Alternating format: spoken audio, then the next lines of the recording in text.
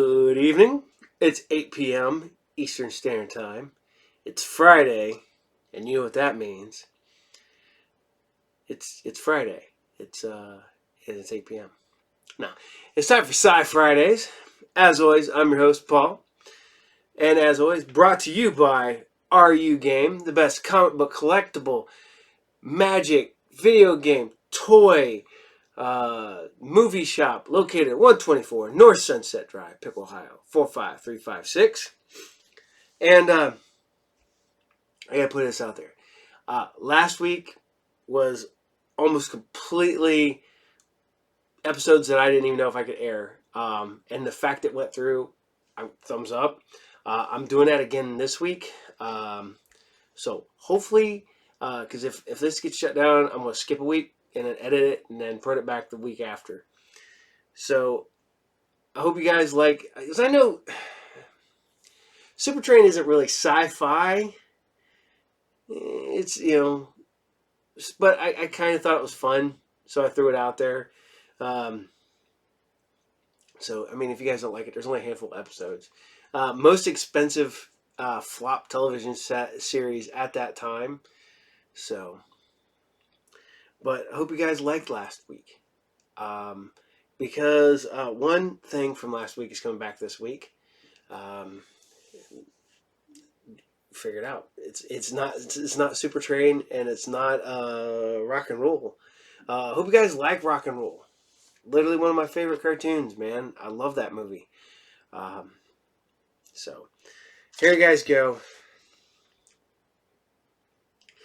It's the 90s. Actually, I think this might be early 2000s. And it has to be the early 2000s because it is Ethan Embry when he still had hair. I should not be making fun of it because I am getting bald as shit. So Ethan Embry had a show on Fox called Freaky Links. Very much early internet, people were always posting to the internet. Now everybody posts because of YouTube, stuff like it. Like, look at me. That's what I'm doing right now. Freaky Links went one season. Yet again, one of them shows that did not make it, unfortunately. I want to say Freaky Links might have been just a fuzz ahead of its time, but a fuzz behind the times.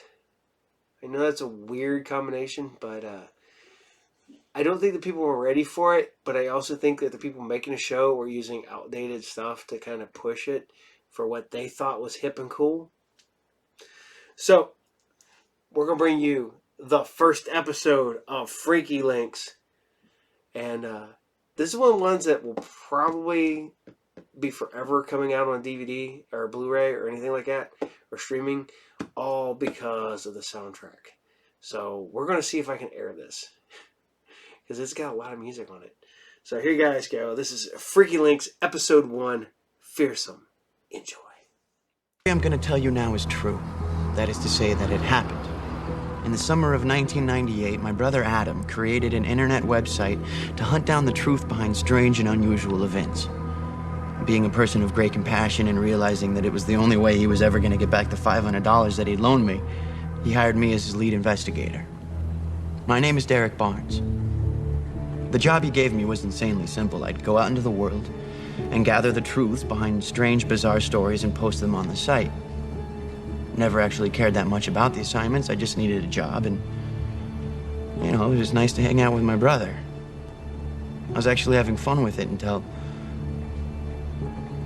that night that I walked into that roadside bar. I didn't know it at the time, but nothing in my life would ever be the same again.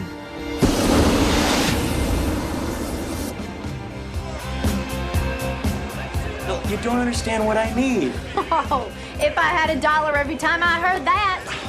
Look, Crystal, I'm not like the other guys that hang out in this dump. Whoa, did I just say dump?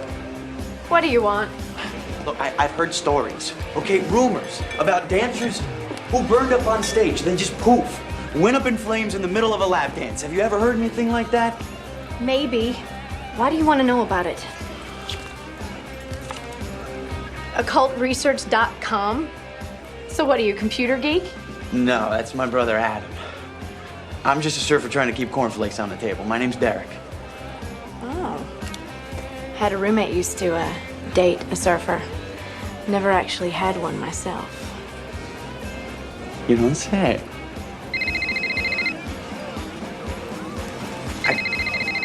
Just hold that thought, okay? This had better be life and death. Adam.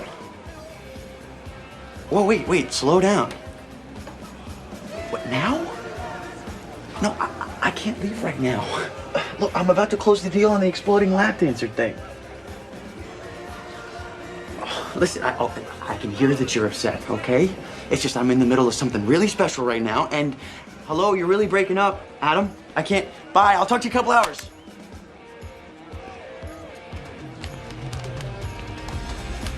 He's your brother, he'll understand.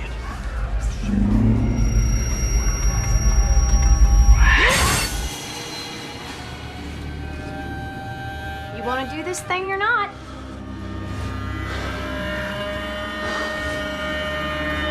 Yeah, you bet.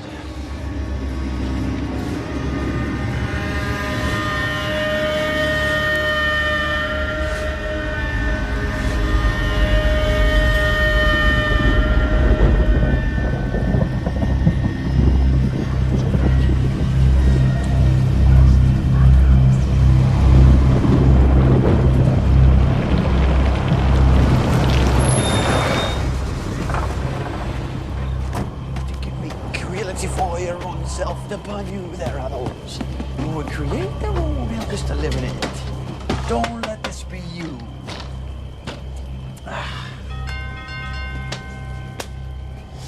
Come on, man, open up.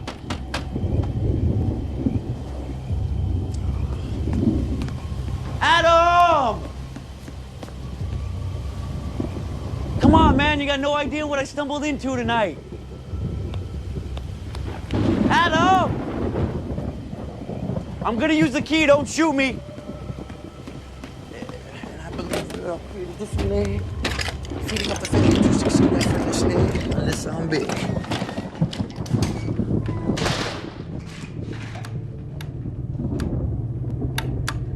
You should pay your power bill, man.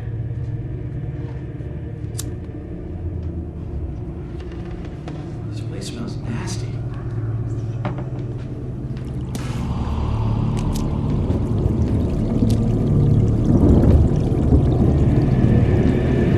Adam?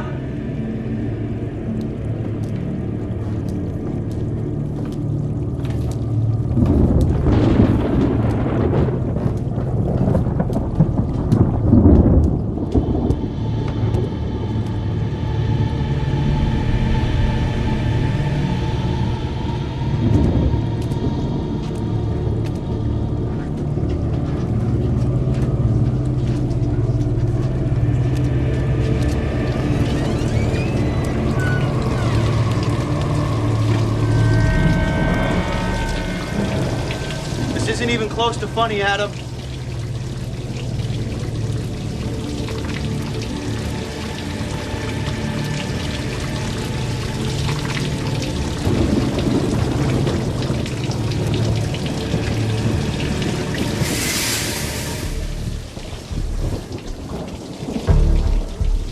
Adam. Oh my God. No. No. Oh my God. Oh my God, Adam! I'm so sorry. I'm so sorry.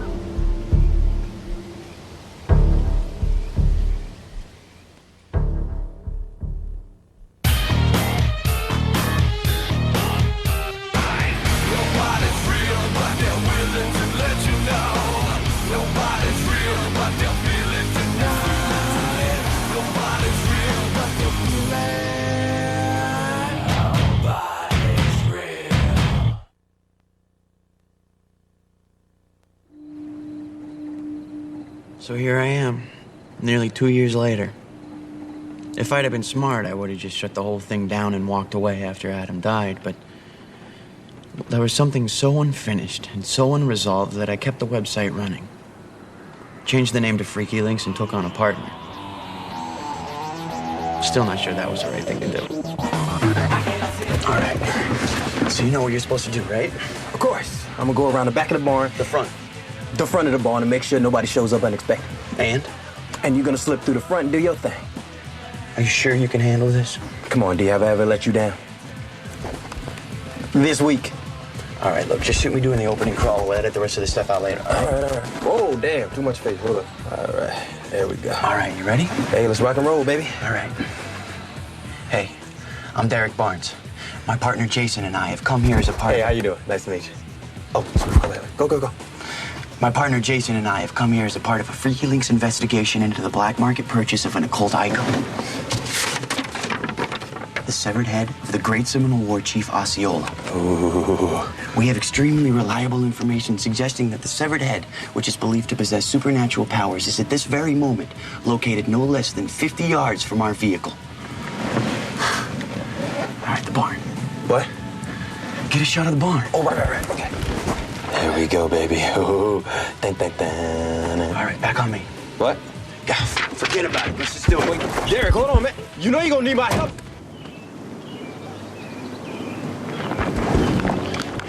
So as always, the Freaky Links team is determined to uncover the truth behind the strange and unusual, to answer the questions that have no answers, and take you with us.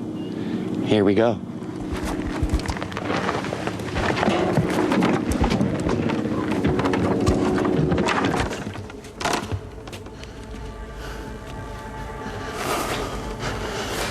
Hopefully there'll be enough light to get a good shot of the... Wait.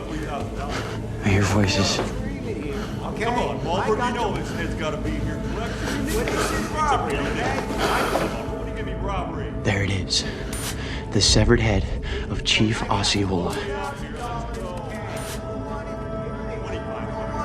Whoa, the eyes open.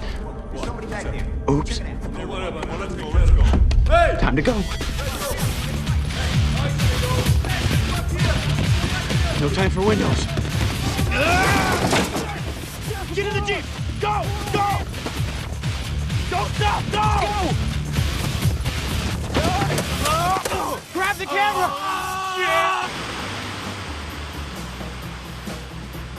You gotta be kidding me. So, what happened next? Well, then they caught us. And they killed us. Very funny. Yeah, you like know, that you bit? two should start a comedy act. It's not easy always being the one left behind, you know. Well, I'll take you anywhere you want to go, sweet thing. Lon, you know we can't risk that giant brain of yours out in the field. I mean, come on. You're the engine that keeps this train rolling. The sunshine of my darkness, the sugar in my coffee, you know that. Really? Oh, absolutely. In fact, I need you to pull some of those tricks of yours, tear into the severed head footage, see if you can see how they made the eyes move like that. Can you do that for me? Sure, yeah, I can do that. Thanks, you're the best.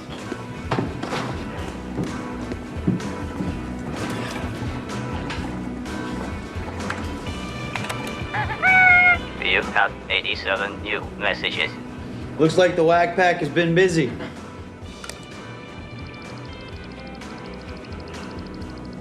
Maybe I made a mistake. Maybe I should have kept the website the way Adam left it. You mean a dry academic wasteland of occult novelties? Occultresearch.com. Could he have come up with a more boring name? That was my brother. Long on logic and short on inspiration.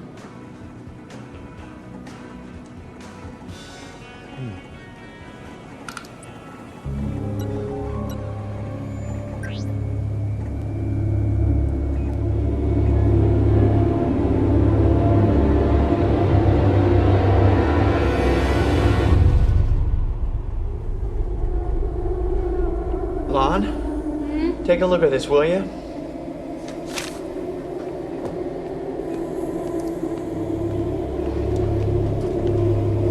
Oh, that's really sick, Derek. What are you, stalking women at the ATM machine? It's not me. Yeah, what do you mean it's not you? I don't own a bank card, and I've never been to that place in my life. And what is it, a picture of Adam before he died? Well, that's what I thought, but... But what? Well, according to the time code, that footage was taken the day before yesterday.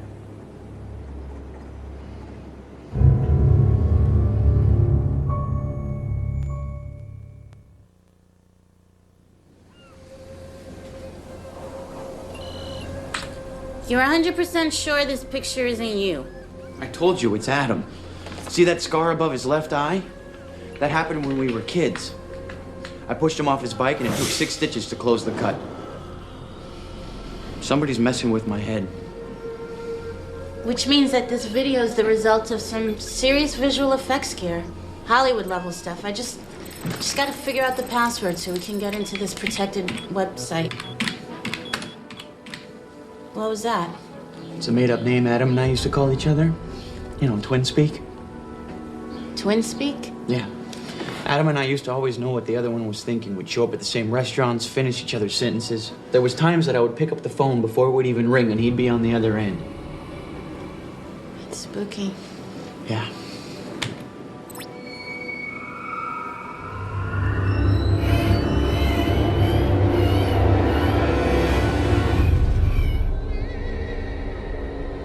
What is that? Croatoan? I had no idea what it meant. Hell, I didn't even know if it was English. So I decided the best... Hey, what's up, man? Oh, you're doing the Adam thing. Yeah. Oh, my bad. I didn't know. No, that's all right. No sweat. So you mind if I just hang out here for a second? Look, I swear you don't even know I'm here. So just do your thing. I'll sit here nice and quiet. Not a word. Be like I'm not even in the room. Go ahead. All right. I'm like a piece of furniture. Chair, a table, Tupperware.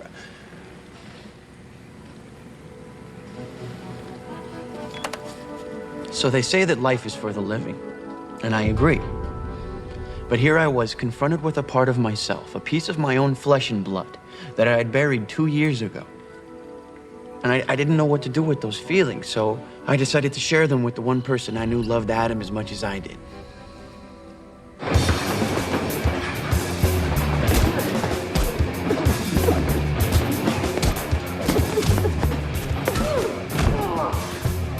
Rompiste las costillas! Stop whining, it's not macho. Maybe you should pick on someone your own size. Derek? So what's with this whole fighting thing, Chloe? Some people do aerobics. I fight. It's great for relieving the body of stress. Yeah, not to mention a few teeth and a couple million brain cells. What about you, Derek? You still chasing things that go bump in the night? Yeah, would you believe I actually make a living at that circus? Adam never saw a dime when his name was on it. Yeah, well, Adam wasn't about the money, was he?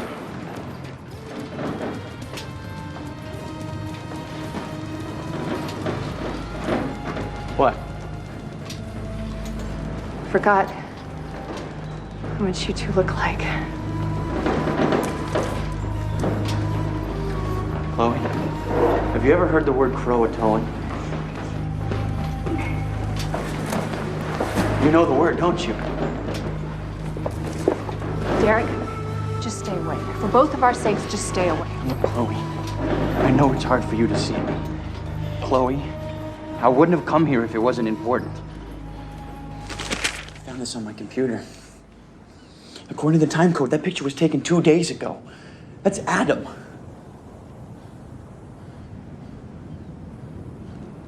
If this is a joke, it's not very funny. No, it's not a joke. I had landward imaging scans on the raw video footage. There's no sign that this has been tampered with. What are you saying, Derek? That Adam's not dead? I know it sounds crazy. No, it is crazy, all right? It's a hoax. One of those internet freaks is screwing with your head. You should know that. Something happened to me the night that Adam died. I had a vision.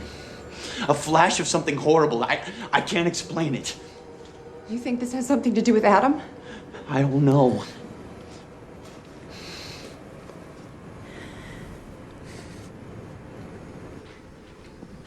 Okay.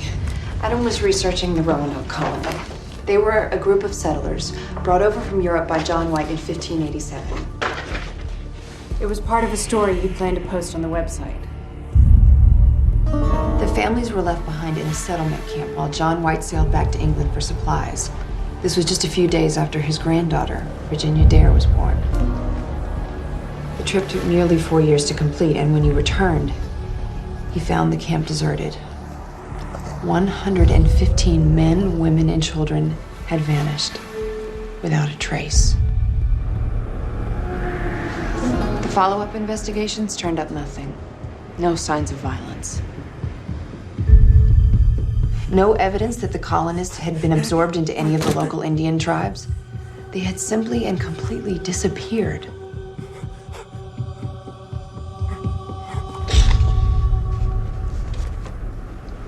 The fate of the Roanoke colonies has become the holy grail of urban legends. The first great American ghost story. And the word Croatoan? It's an island 10 miles east of the settlement. White found the word carved into a tree, and he concluded that the colonists had fled there for safety. Unfortunately, he never had a chance to go there.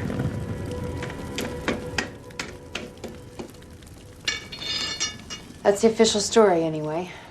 And the unofficial story? Adam was convinced that White's journals were incomplete. That he did find something on Roanoke, something so horrifying that any official record had to be wiped out forever.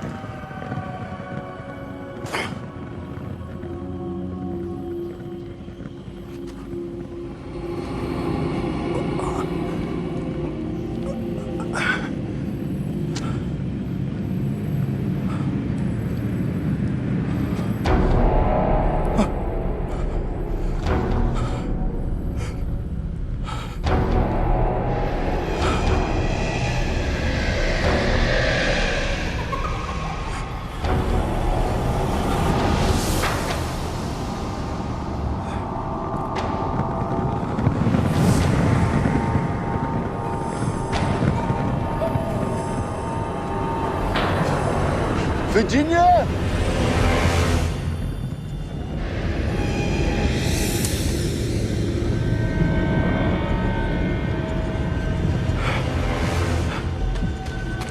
Virginia! Is that you, child?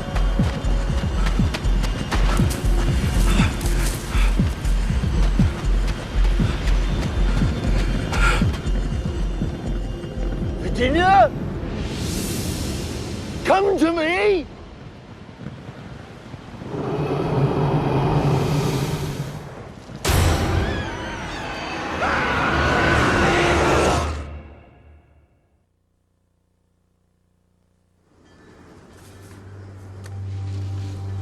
Virginia Dare. The local tribes believed she was an evil spirit, a shapeshifter sent back from the depths of hell. Adam became obsessed with this one particular passage he believed came from White's completed diaries. But dreadfully, in the stead of my granddaughter, there awaited for me something born not of man, something fearsome. Fearsome.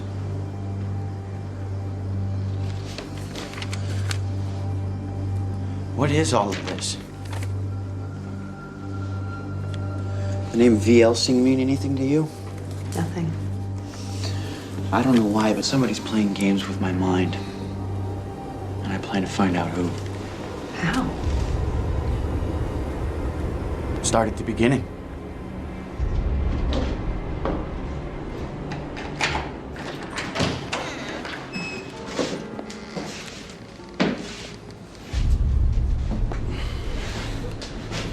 Keep the tape running.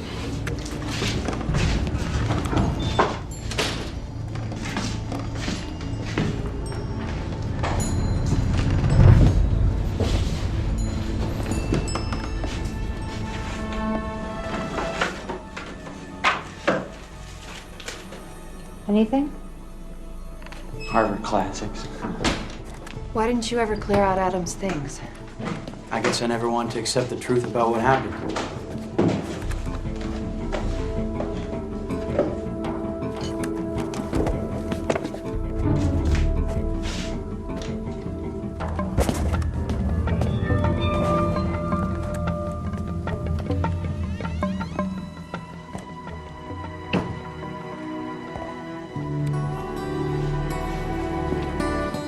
Come here for a second. Adam, don't. No, I promise you won't. Adam, stop it. We're gonna be late for the movie. Forget the movie. Adam, Chloe. no. Chloe. Chloe. Chloe, you okay? Yeah, I'm fine. I'll check the bathroom. No, I'll do it. It's okay.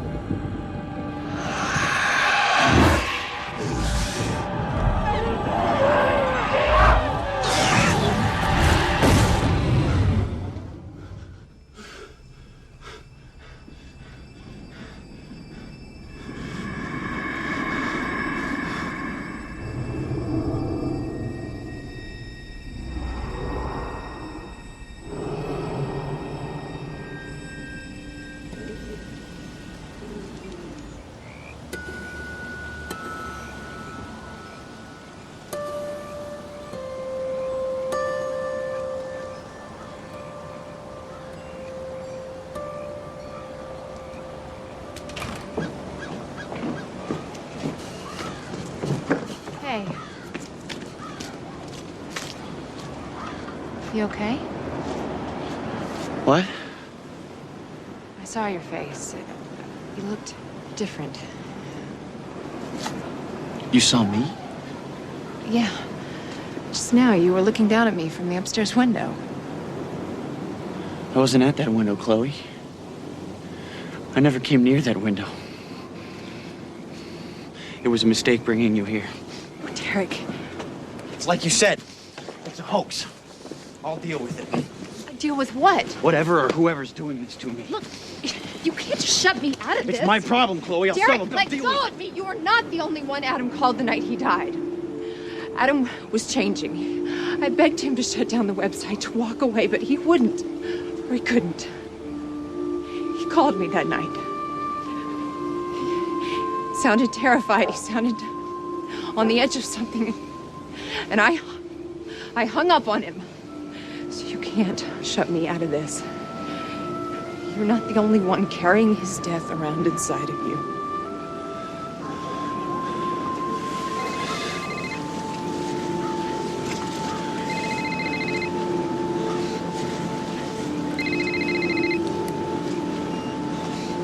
Yeah? Hey, it's me. I tracked down V. Elsing. You know that name from Adam's notebook? He used to be a patient at the Woodruw Psychiatric Hospital in Baltimore. So where's he now?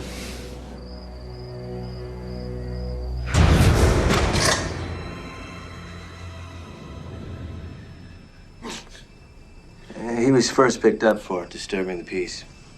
What do you do? He was shooting out storefront windows with a pellet gun. The cops said when they found him, he was sitting on the sidewalk just waiting for them. What happened to his face? He went crazy last night. Attacked one of my guards. Took 6 men to take him down. It's amazing, considering he couldn't weigh more than 160 pounds soaking wet. I need to talk to him. No. It's way past visiting hours, man. The doctors would have my ass if they even knew you were in here. It's very important.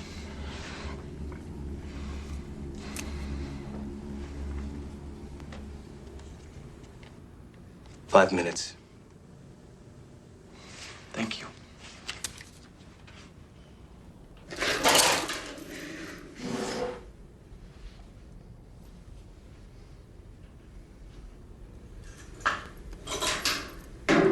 They're not human, you know. Who? The ones you're looking for. And who exactly am I looking for? Yeah, well, now that's the $6 question, ain't it? Tell me something, man. Did you ever wake up in the middle of the night thinking somebody was in your house? You know, heard a noise you couldn't quite make out. So you get up. You turn the whole damn place upside down because you gotta make sure your little world is still safe and sound. Still just the way you left it. That ever happened to you, Mr. Barnes? Yes. Well, now, suppose that all those times you thought you heard a footstep or saw something flash out the corner of your eye. You really did. Like what? Like something else? Something fearsome? They feed on it, the fear. Like sharks to blood. The only way to stay safe is to push that tub back down deep inside in your belly. Because the second you feel it, the second you let it rise back up into your soul, that is when they come. What have you seen? Just a flash. Enough, though. More than enough.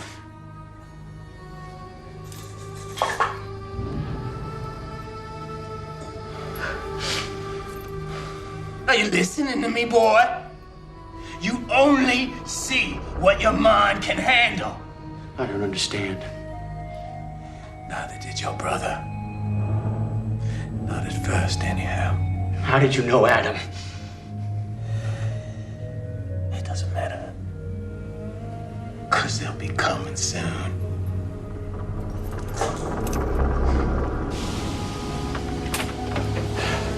He kept talking about them, saying that they were coming. Who? I have no idea. He had the same glyphs tattooed on his wrist that we found in Adam's files. This is making no sense. Look, it gets even crazier. I checked the date on Vince Helsing's admittance. Derek, it was the same night that Adam died.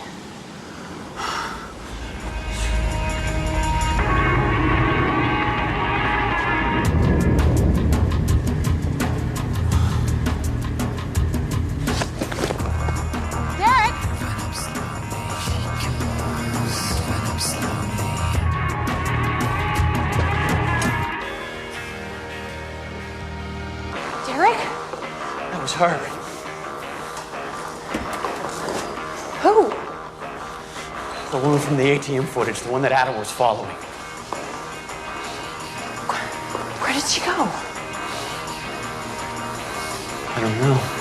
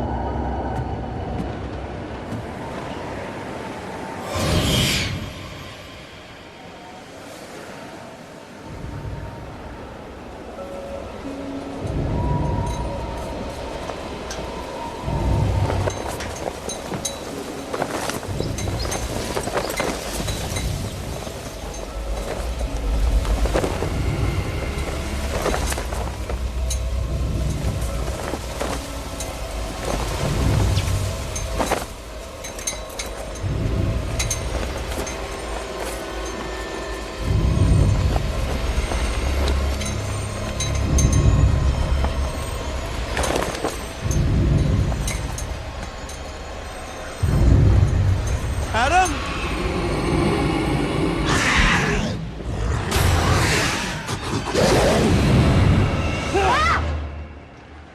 What are you doing here? Insomnia. I thought I'd get some work done on the osseous screen grabs.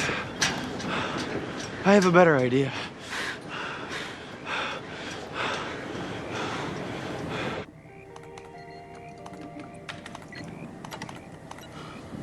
What are we looking for exactly? Exactly? Not a clue.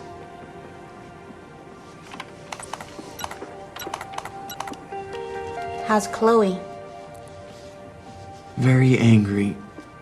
Can we zoom in tighter right here? Must be strange seeing her again. Being that she nearly married your brother and all. Just get me in closer here, okay? She's pretty. Stop. What? There, on the wall behind the tub.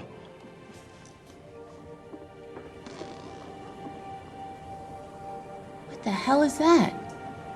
Derek? Derek?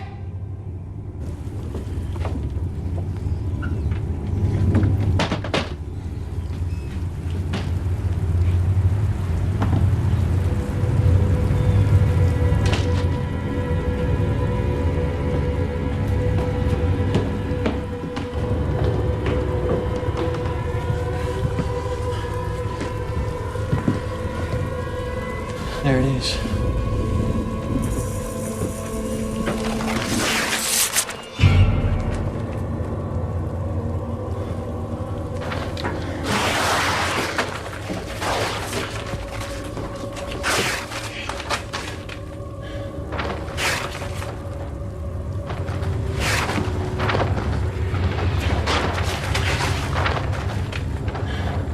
What is all this?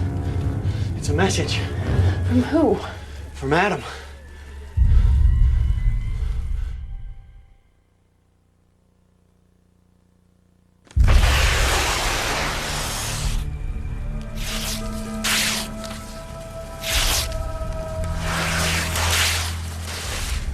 Oh my God.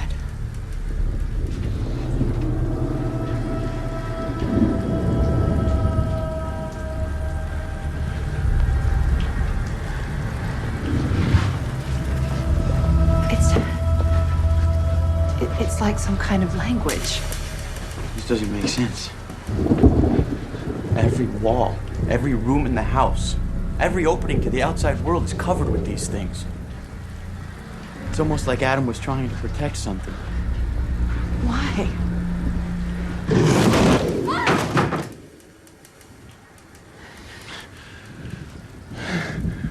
It's just the wind. You all right?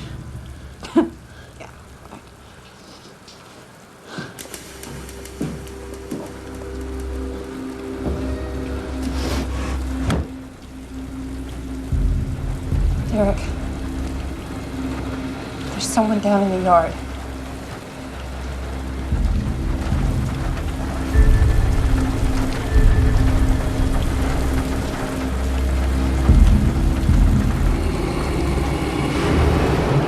Oh my God. We gotta get out of here.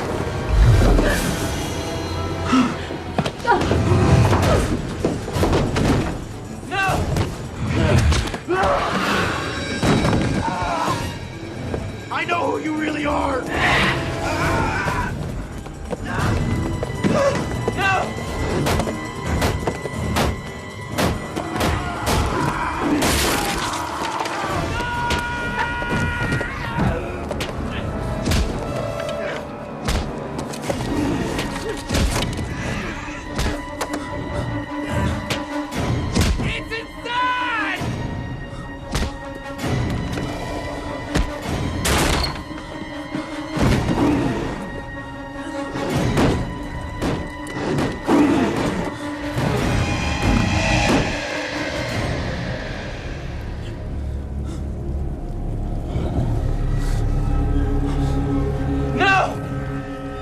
Not this one. He will not be yours.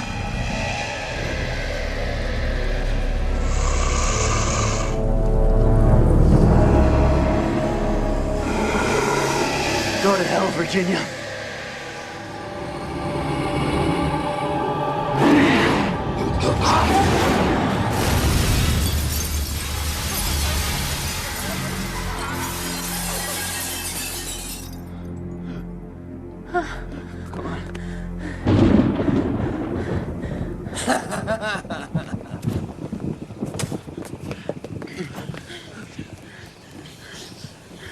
Are you okay?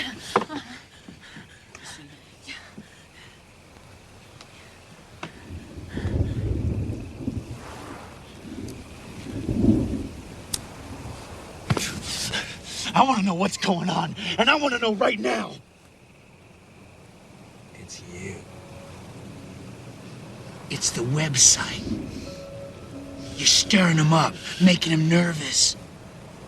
You keep pushing this, and you're gonna end up just like Adam. You mean dead? Well, there are a lot worse things than being dead.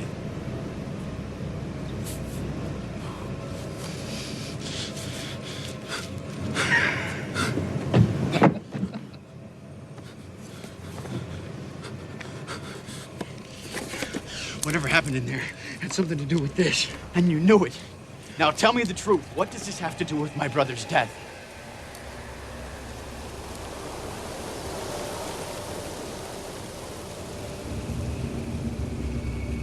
So that's my story. Exactly the way that it happened. I've kept his death buried inside me for almost 2 years. But now I need answers. A way to close the wound. I realize now that in the end, Adam had been terrified by something. A terror that ultimately drove him over the edge of sanity. Adam was my brother. My twin. He was my best friend. And there hasn't been a minute past that I have not thought about him or felt as if I failed him. I'm gonna post everything on the website, no matter what, and pray that you can help me discover the truth. And in the meantime, I'm gonna use Freaky Links as a way to help other people solve their problems. To find answers in a world overflowing with questions. Because just maybe, in the end, that's the only way I can find my own peace of mind. Barnes out.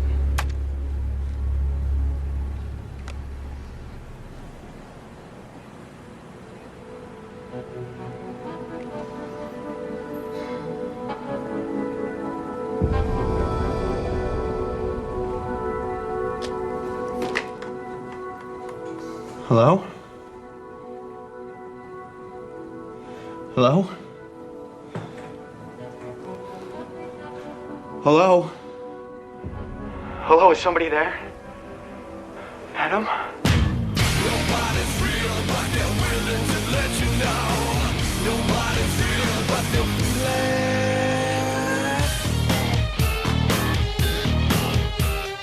Nobody's real.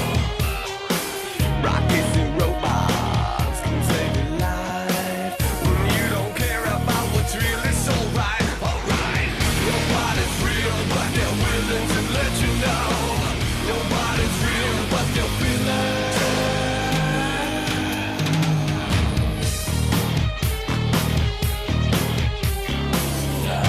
Nobody's real.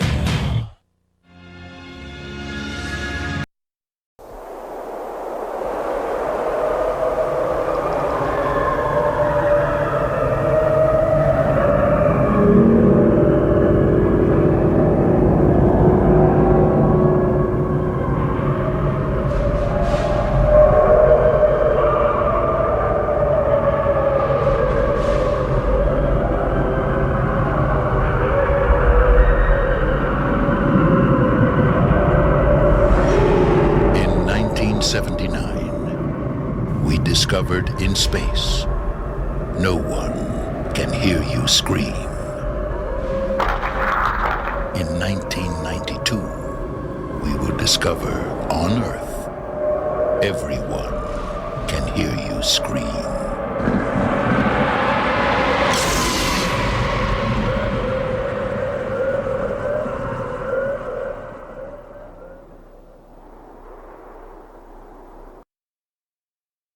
Journey to an age of great kingdoms.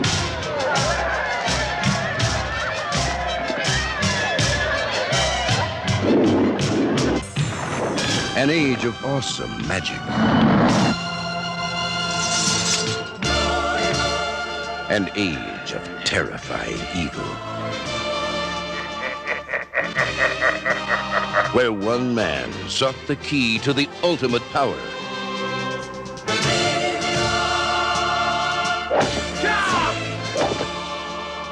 He was the man they called Deathstalker.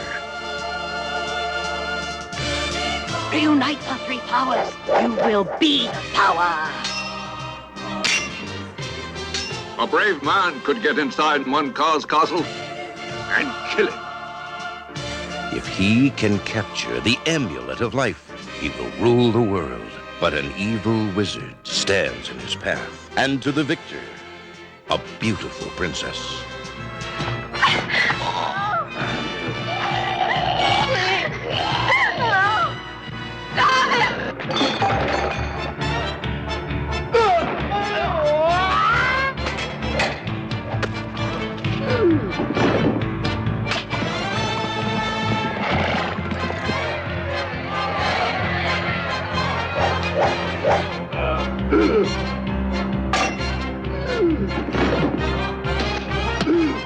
greatest challenge. The greatest adventure. The most legendary hero of them all. The man they called Deathstalker. The last great warrior king.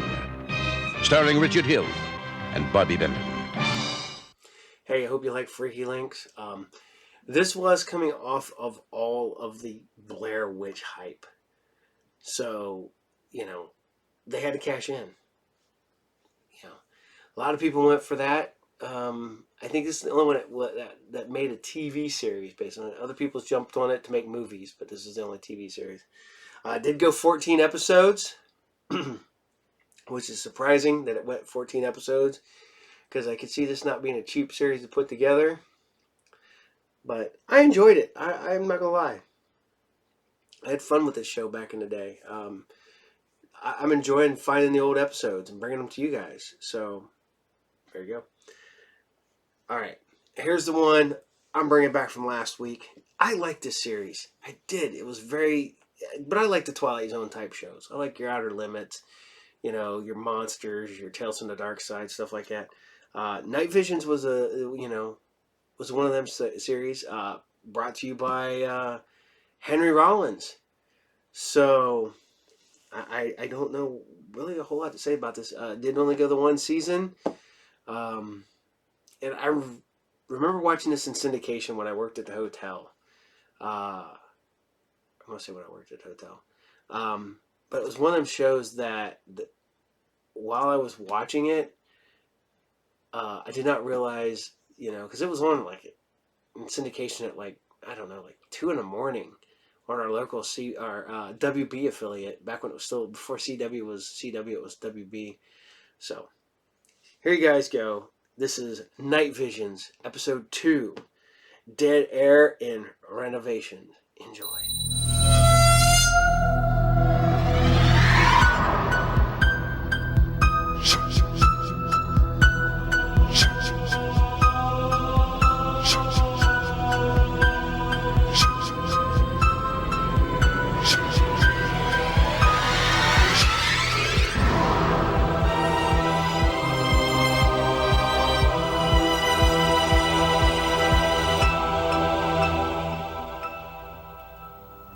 Shock jock Tom Fowler likes to scare his listeners.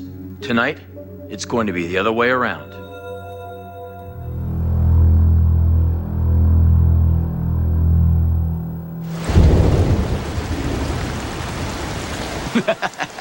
Hey, it's Tom Fowler working the graveyard shift at KLED. It's still Fright Night Friday, and I know you got some scary stories to share with me. Come on, shock me. Thrill me. Surprise me. KLED, chill my blood or get dumped off the air. I've been driving around listening to your show. Uh-huh, that's great. So do you have a story to share, or are you just gonna breathe into the phone? It's about this guy. He was kind of cocky, sure of himself, you know? Too sure. Until he felt the first cut of the knife. Then he started screaming through the duct tape. Blood bubbling through his... 3 strikes, you're out, pal. I said scary, not perverted, disgusting, and sick. Okay, people, while you're thinking of something better, here's a commercial. Coming at you on KLED. The Bohemian pasta and sausage maker. It's 2 machines in 1. Hey, watch it, huh? You gotta finish. Nadine's picking me up. Ah, yes. Lovely Nadine. She still got that porcupine hairdo and those big square man glasses.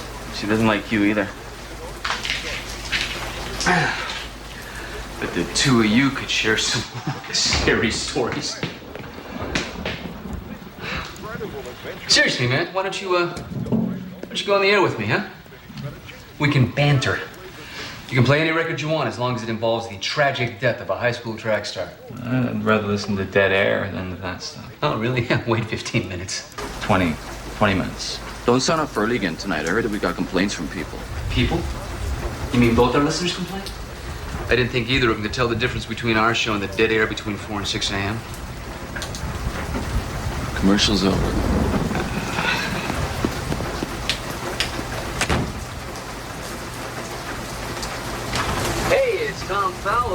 with you on KLED FM.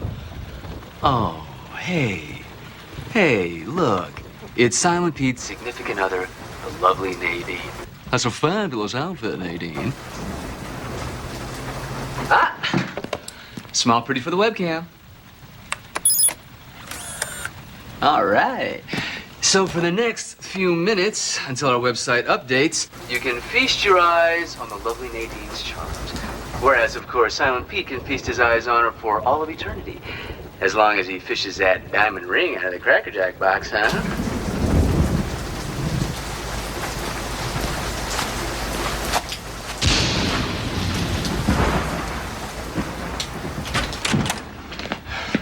You know what? One of these days, you're gonna say the wrong thing, and you make the wrong person very angry. You know? Hey, man, I'm not trying to make anybody mad. You know, it's just entertainment. You know, I'm trying to keep these people awake at this hour. Hello? I'm not one of the characters in your show.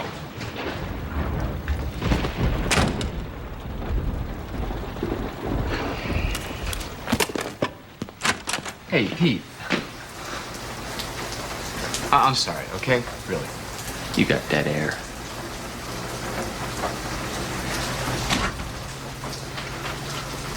You got dead air. All right, all three of our lines are open, people. Let's get these phones ringing. I want to be scared. KLED. So the duct tape was all bloody. Ah, persistent little pervert. Come on. We got about 20 minutes, folks. Let's make them memorable, shall we? KLED, tell me all about it. Hi, this is Laura. Hello, Laura. Do you have a story that doesn't concern duct tape? Yeah, it's turning into a really weird night. Excellent. Go on.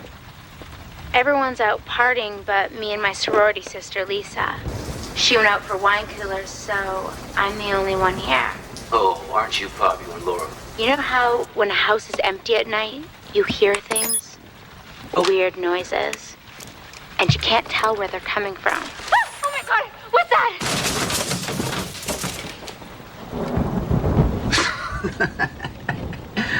Man, I tell you, that cheesy story even has me jumping at scary noises.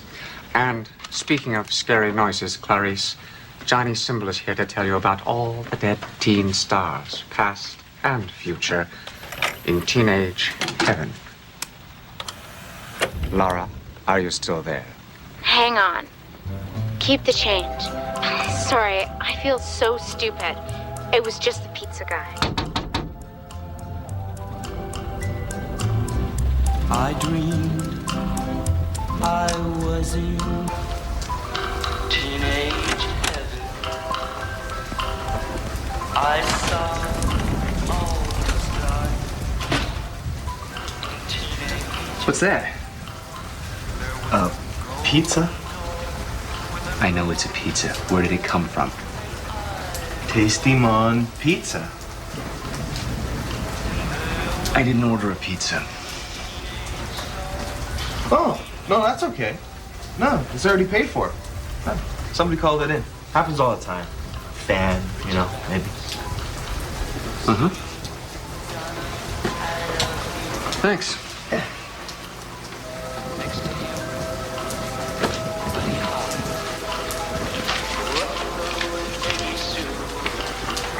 Thanks.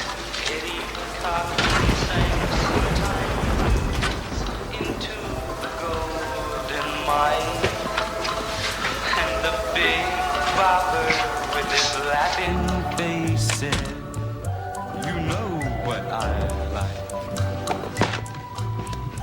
Bobby Darin, Chubby Chap. Hey, Laura, you still there?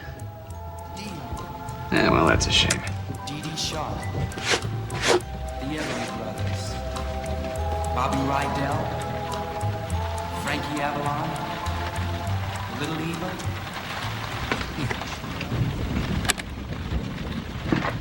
Hey, it's Tom Fowler back with you on KLED. Tell me your fears, people. KLED. Me again. Ah, the lovely Laura. Listen, weird coincidence. Don't talk to me about weird. Okay. Well, Lisa and I were studying earlier, Mm-hmm. and everyone else is gone, so we got to feeling a little left out. Like everyone else is having fun tonight but us. What is that? Laura, you still with me? Yeah, the pizza just... Oh my god! Oh my god! Oh, gross! Laura? Laura, what's wrong? I was going to warm up the pizza and there's this huge dead rat on it. A huge dead rat. You don't say. This is so sick. Why would someone put a dead rat on my pizza? God, who would do something like that? Well, let's see. You're a sorority girl.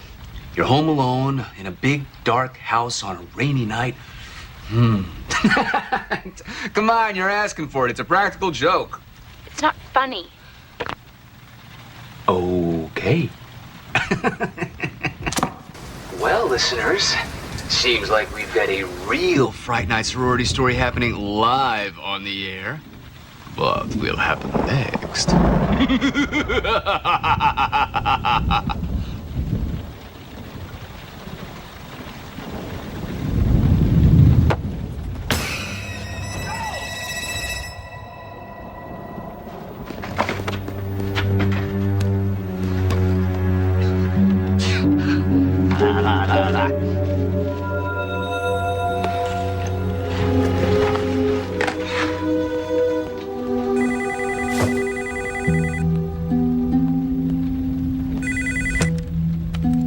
KLED.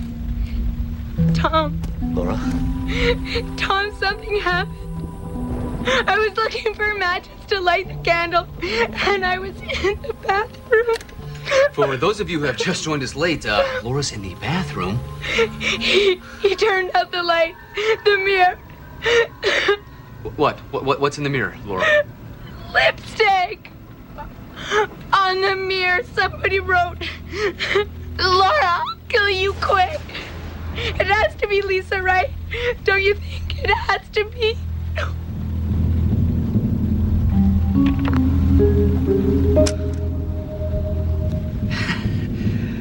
Okay, listeners, so is Laura the greatest actress in the world, or is this really happening? While we wait for our next call, check out our website where you can see me masquerading as a famous monster from Filmdom.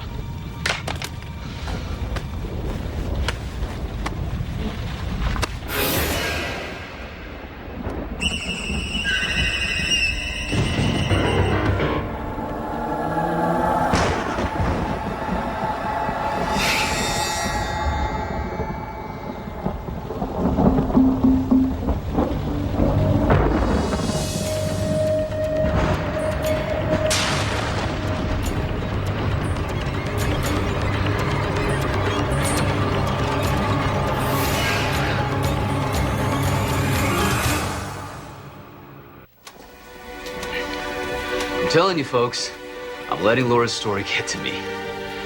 She gets a creepy message on the mirror. I get a creepy message on the website. Am I gaslighting myself, Or is somebody else gaslighting me? And am I all alone here tonight?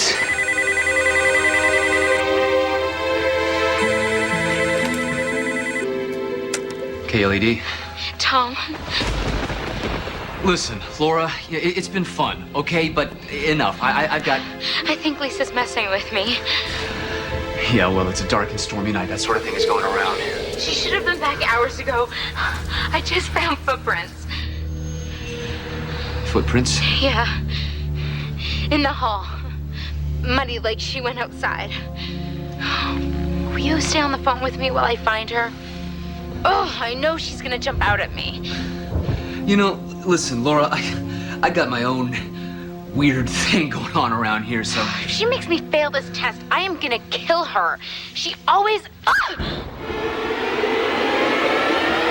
Laura? I just slipped.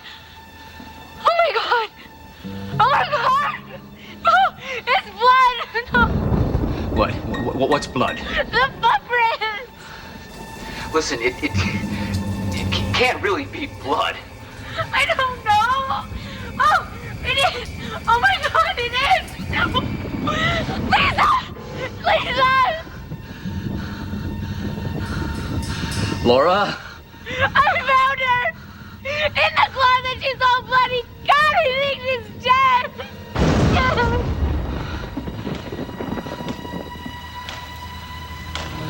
The door.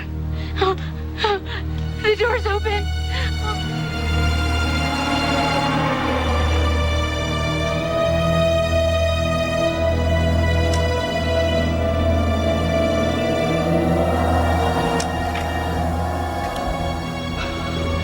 Well, I think Laura's Blair witching us. And I think she's doing a hell of a job. So, I'm sure you'll all forgive me if I play something a little more upbeat.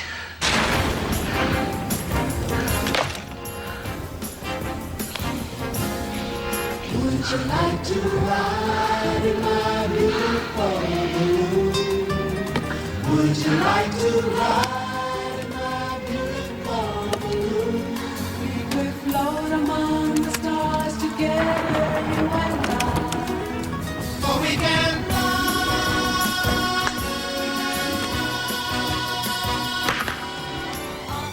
up and away.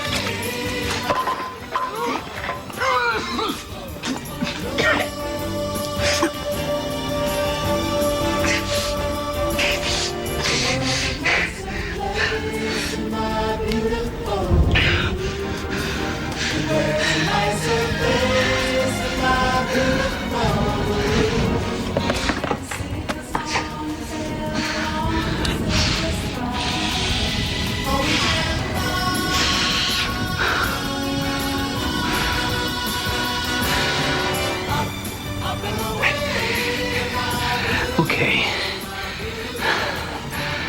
Okay. It's gotta be Pete.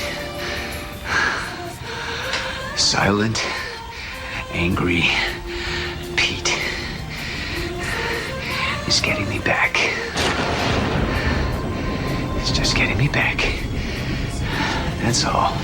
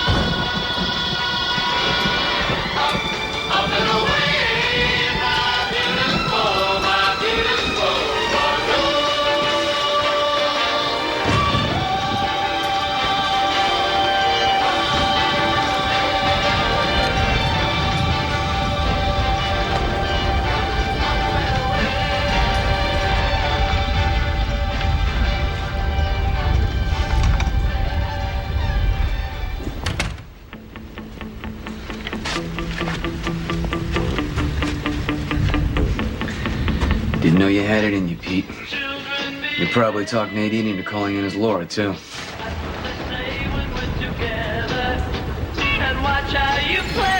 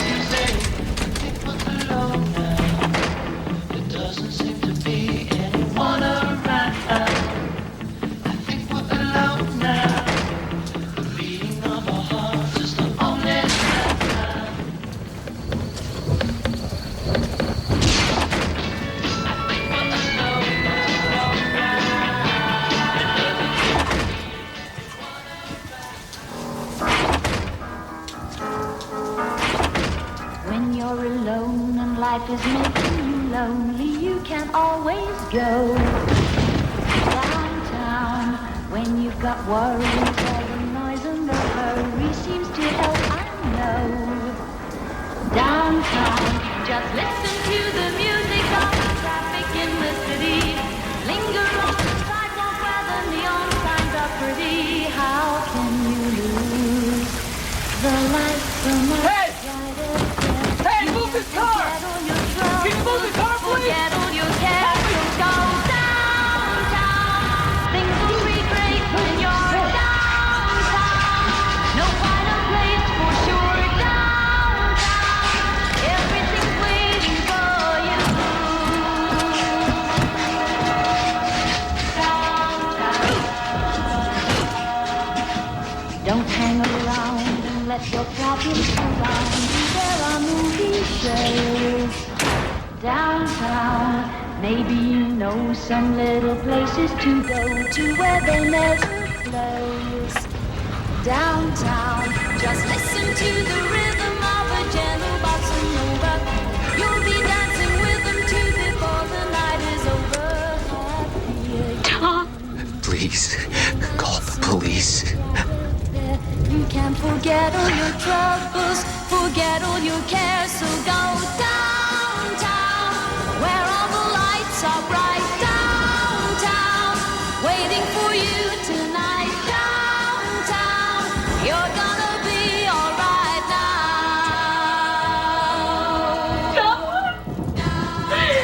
Tom, help me.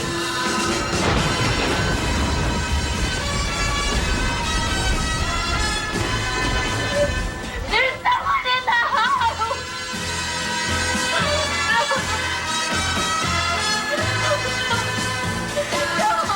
And you may find somebody kind to help and understand you. Someone who is just like you and needs a gentle hand to guide them along. I think there's someone in the house. I think there's someone in the house. I think there's someone in the house. Laura has to go now. I just wanted to tell you my story.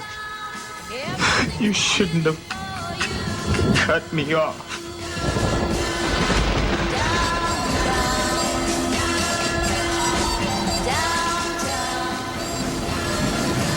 It's been some night, huh? Tom Fowler back with you on KLED. Looking at the clock, I see we've only got a few minutes left, and I realize I never got to tell you my own story. It's about this guy. He's kind of cocky. Sure of himself, you know? Too sure. Till he felt the first cut of the knife. Then he started screaming through the duct tape, blood bubbling through his nose. The maniac said, hey, don't worry. I'll kill you quick. The maniac spent the night practicing killing. Oh, he wanted to teach this guy a lesson as he raised the knife. KLED will resume broadcast at 6 a.m. Damn. I really wanted to hear how that story ended.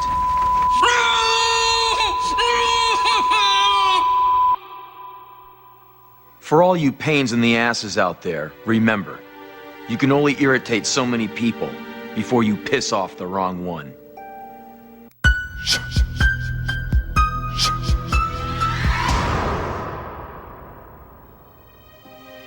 A young couple moves into a new home.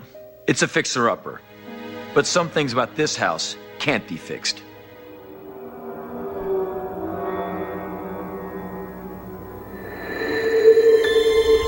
Get off my back! Go to hell! You watch your mouth!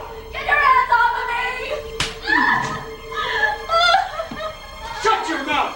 You're driving me crazy! What are you doing? What are you doing?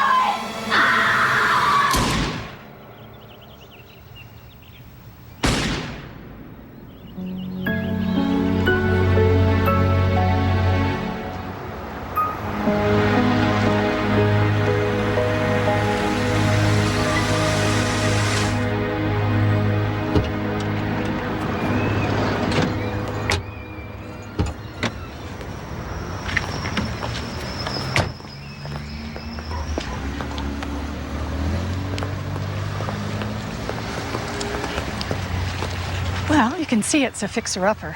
Oh, that's exactly what we want. My husband is very handy. Well, then it's a dream. The house has been a rental for years, so you have to kind of use your imagination. Oh, look at this carpet. What is this, a wine stain? Well, just rip it out. It's all hardwood underneath. This is the master bedroom. There's plenty of closet space. Is this hardwood as well? Yeah, everywhere except the kitchen and the bathrooms. Structurally, the house is solid. Good bones, as they say. Really, most of what it needs is simple cosmetics.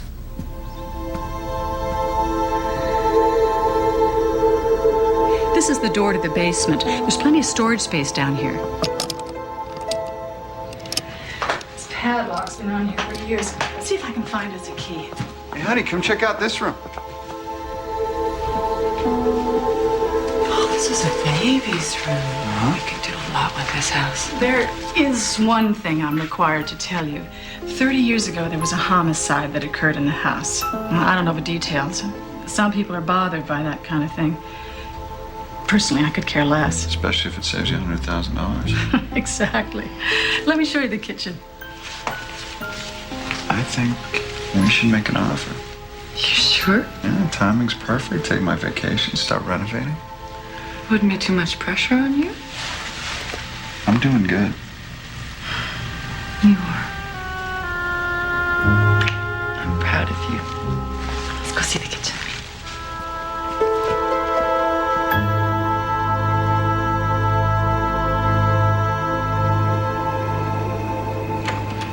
Hey, sweetheart. Hi. Hey, buddy. Hey, come here. So did you find the AA meeting? No, I actually went to the hardware store instead. Oh, honey. Hey, come on. I haven't had a drink in over a year. Ariane, I'm fine, okay? Honestly, I'm all right. Okay.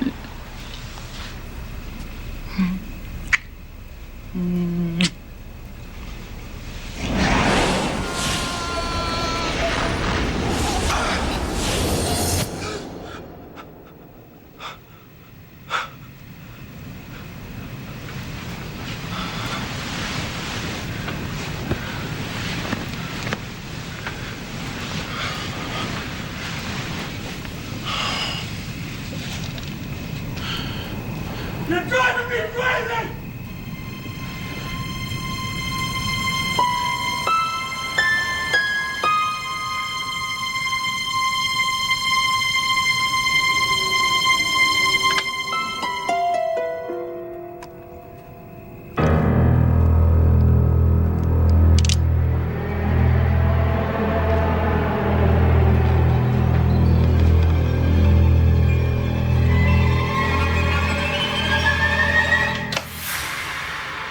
Shut your mouth!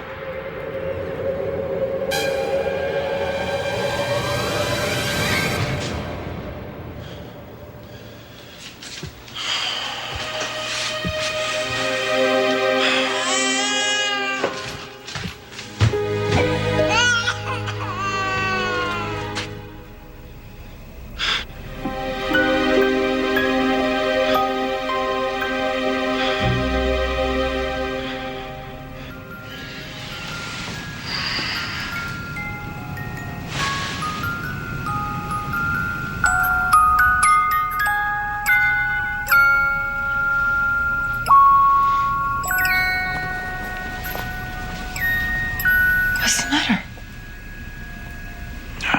Thought I heard something. Well, should we call the police? No, I checked the house. Had the dream again. It's always the same. The sound, the spinning balls. Couldn't breathe. It's okay. It's over now, okay? Come back to bed. No, I'm just gonna sit here for a while. You go. Go on, go to sleep.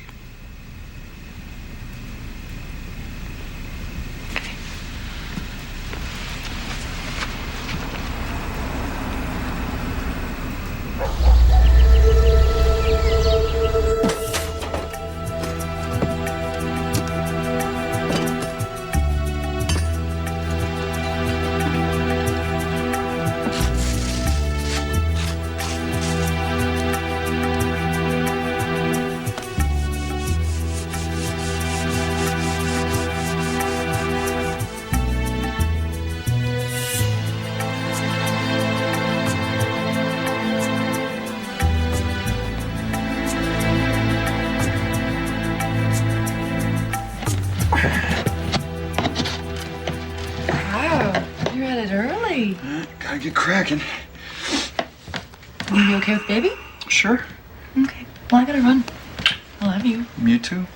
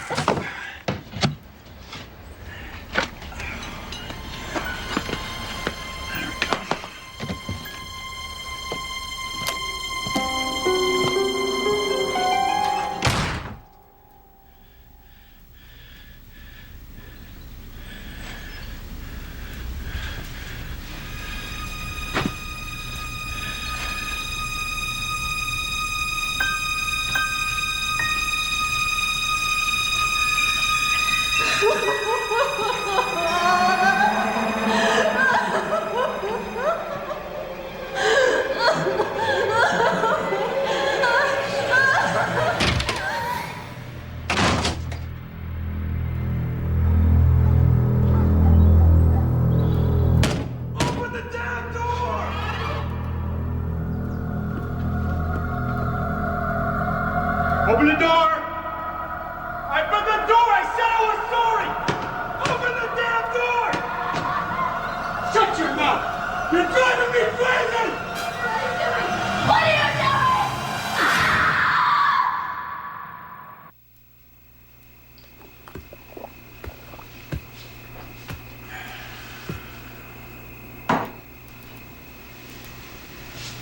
doing? Baby's asleep?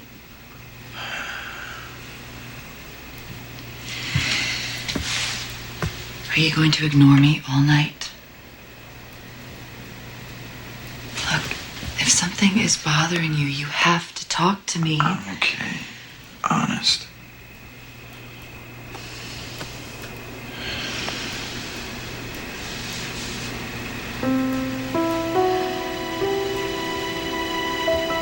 Did I tell you the baby was asleep? You mentioned that.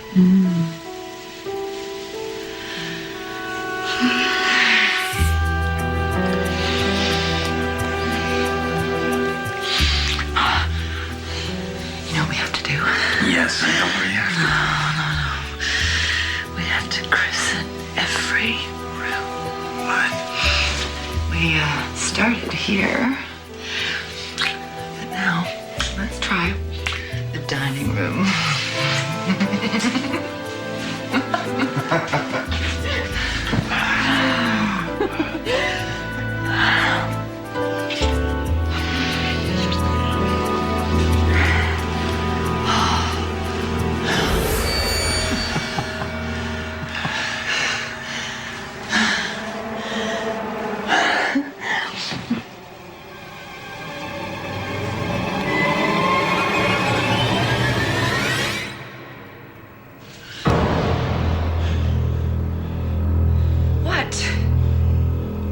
What is it? Keith, what is it? Why did you stop? Okay, fine. Let's just forget this. Ariana.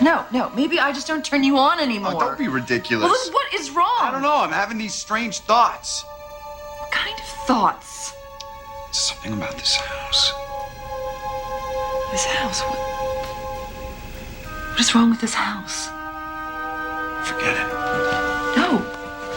No, Keith, you have to talk to me. No, Ariane, can we just forget it now, please? I think you should see a therapist. I don't know. I'll start going to my meetings again. Promise? I promise.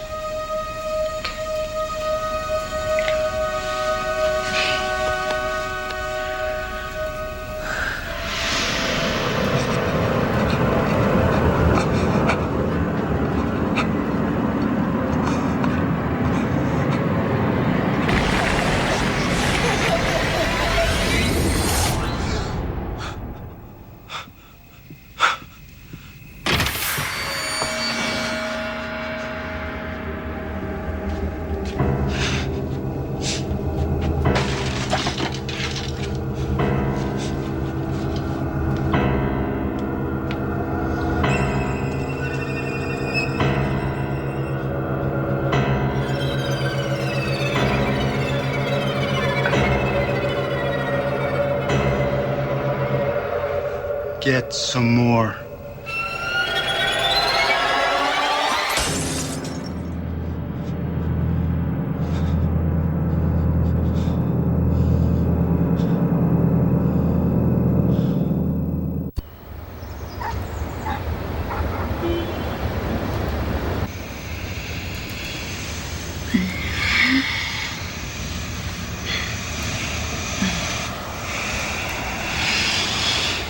Honey? Honey, I gotta go to work. Baby's still sleeping. I'll see you tonight.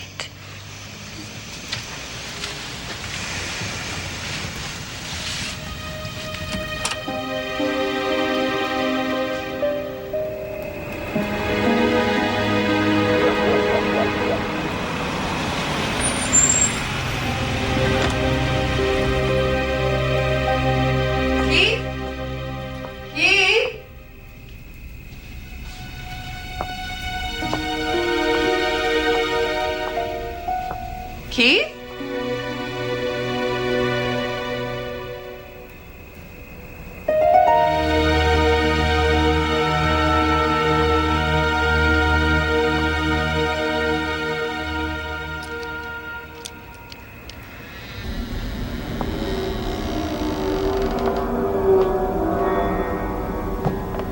Keith? Are you down here?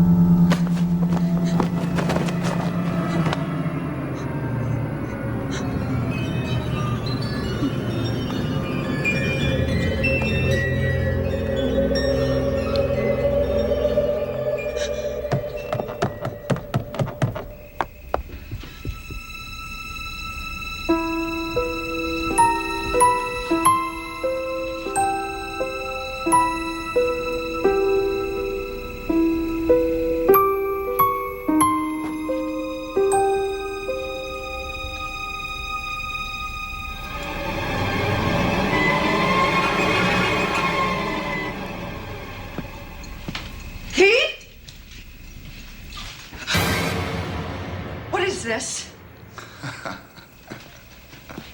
Oh, that's an empty bottle. It's one of the saddest sights known to man. Not to worry. Here, trade you. Keith? Keith?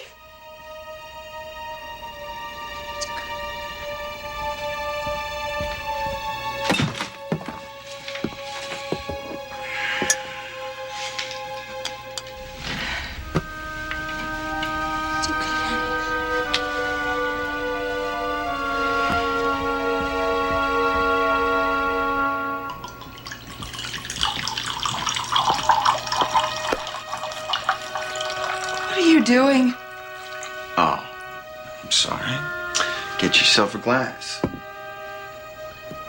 Why are you drinking? Why am I drinking? I could say that I'm thirsty, but I think you're expecting more of a profound answer. Let me think about it. I'll get back to you. Gosh, you promised me. Come on, have a drink. Hey, aren't you gonna say anything about the kids' room, huh? Don't you want to know where I got the crib and the nightlight and the great toy? Where'd you get the crib and the nightlight and the great toy? Well, I'm glad you asked, dear. I found it in the basement. Oh, how wonderful. See, I got a concept, okay? You get it? A concept.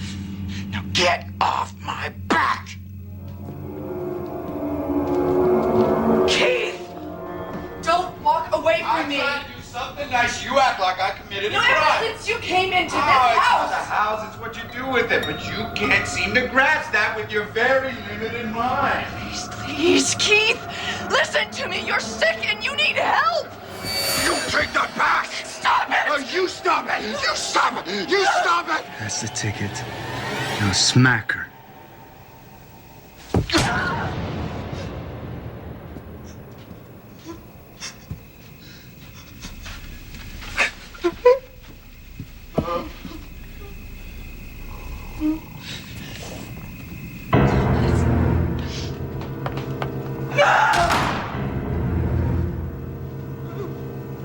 I'm sorry.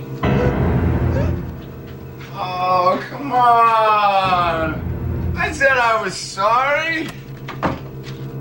Open up the door. I said I was sorry.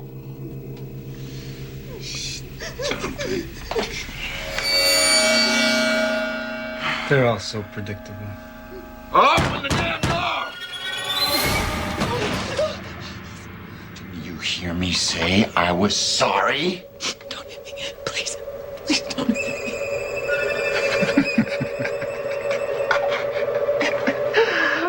I'm not gonna hurt you. Just don't lock the door, okay? I don't like locked doors.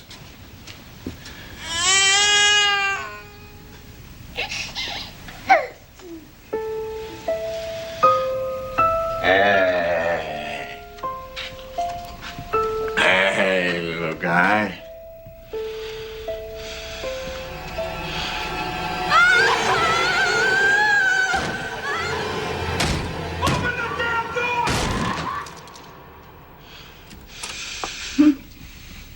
Hey, where the hell you think you're going? Huh? Where you going? It looks like you might need some more whiskey, so I thought I'd run out and get you some. Maybe even pick up a couple of steaks. I thought I'd take Michael with me. That way you don't have to be bothered because he's probably going to start fussing. So. Okay. Oh, no. What are you doing?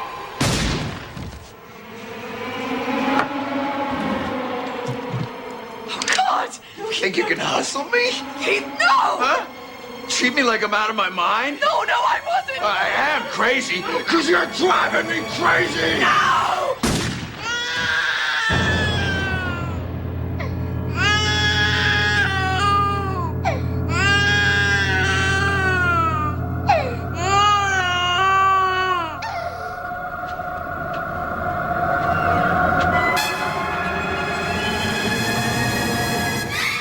Doing fine. But now you gotta go all the way.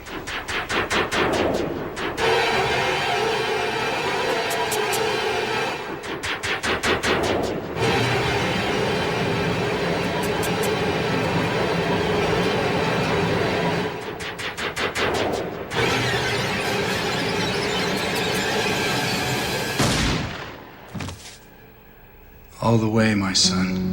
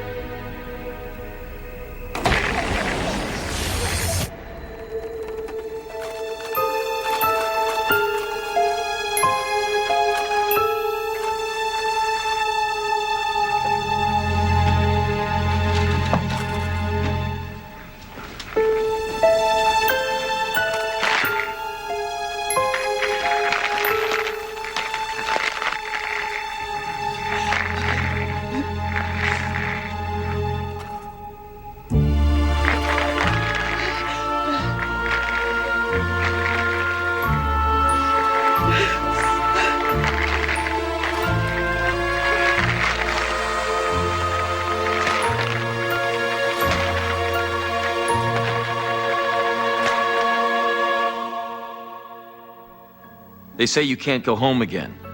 But haunted by the ghost of his own past, Keith Miller couldn't go anywhere else.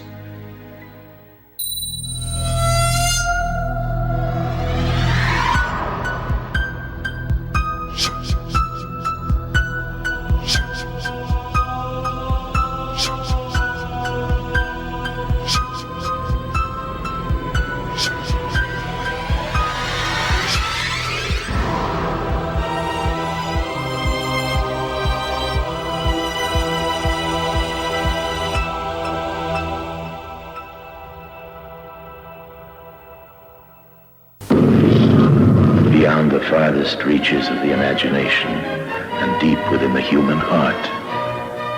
Here, in a time when the world was young, in what is known as the third age of Middle Earth, a tale is told of deeds and beings, a tale of a day when a great shadow will fall across the earth, and ancient sorcerers will lock in mortal combat with the phantoms of the night. Then will the raging War of the Rings draw the blood of heroes, and the final destiny of all mankind will be written. Then will mortal men with dwarf lords and elven princes come to stand together in a single noble army and thunder against all the hosts of darkness at the very gates of doom.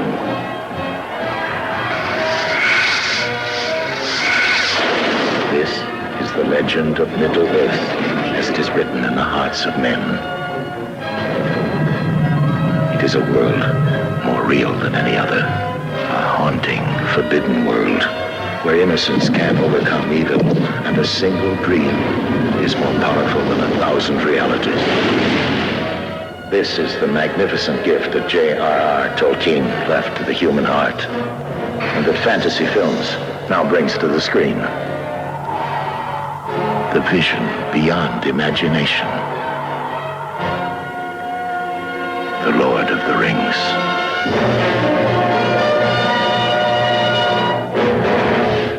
From a time when the world was new. And the Dragonhawks! And everything was possible. From the film creator of Wizards and Lord of the Rings comes fantasy and adventure.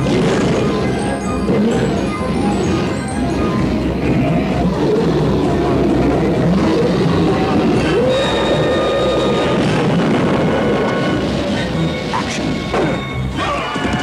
and suspense.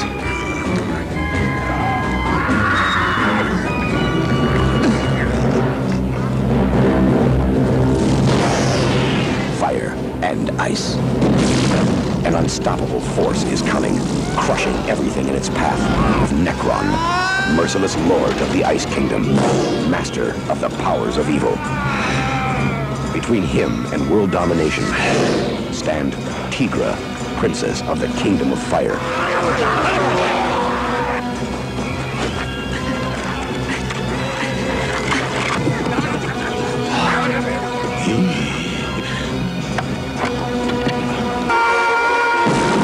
Fire and ice. I spit on peace. Based on characters created by Ralph Bakshi and fantasy illustrator Frank Frazetta. It's a journey into a whole new world of adventure. It's the image of imagination. Fire and ice.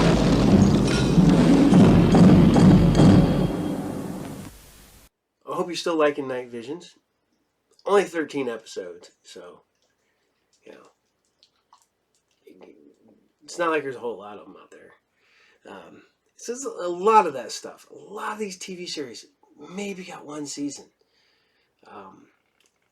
I was trying to, we were talking about this the other day, that the 90s was like the renaissance for trying to bring back sci-fi.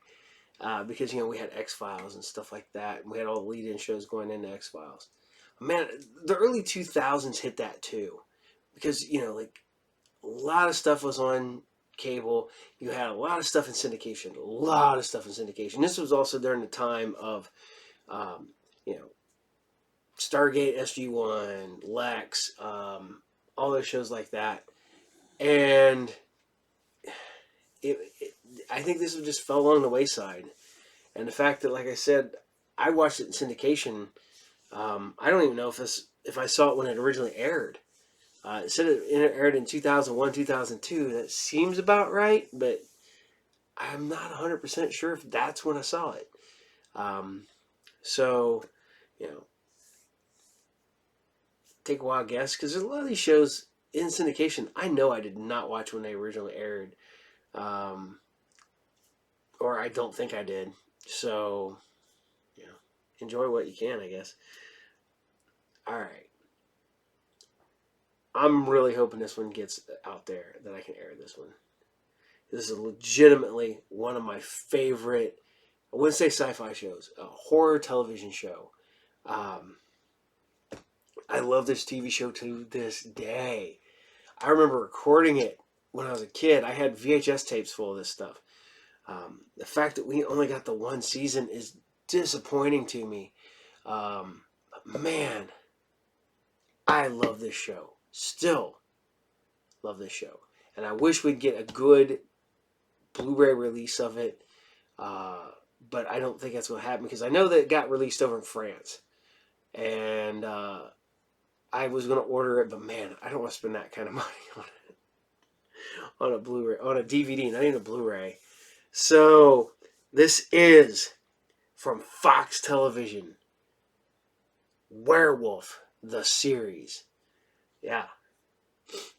This, man, I love this show. It had cool werewolf transformations. Don't get me wrong, the werewolf didn't have a whole lot of facial movement when it turned, but man, in 1987, this was the bomb, man. I love this thing. Early Fox Television show. I mean, this was during the time when, you know, The Simpsons didn't even exist yet. This was Tracy Ullman's show and Married with Children and all those shows like that. So this is early on. So enjoy. One of my favorite television shows. This is the pilot to Werewolf, the series. Enjoy.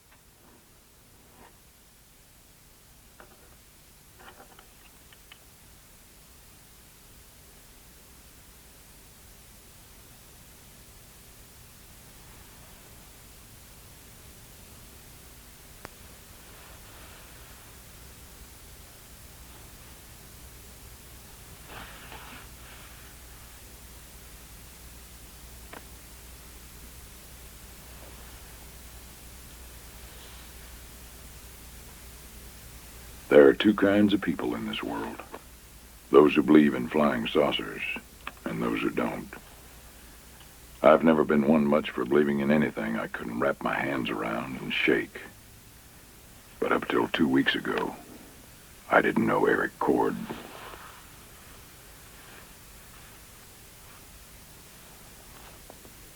Being part Indian, maybe I should have paid more attention to the ancient superstitions, demons, creatures of the night. But born and raised on West 9th Street in the Bensonhurst section of Brooklyn, the only monsters I got to know were street punks, gang members, dope pushers, loan shark enforcers. And I learned early on how to handle that kind of animal. My daddy taught me, you can stand up to anything if you got the guts to look it in the eye. If you can look it in the eye.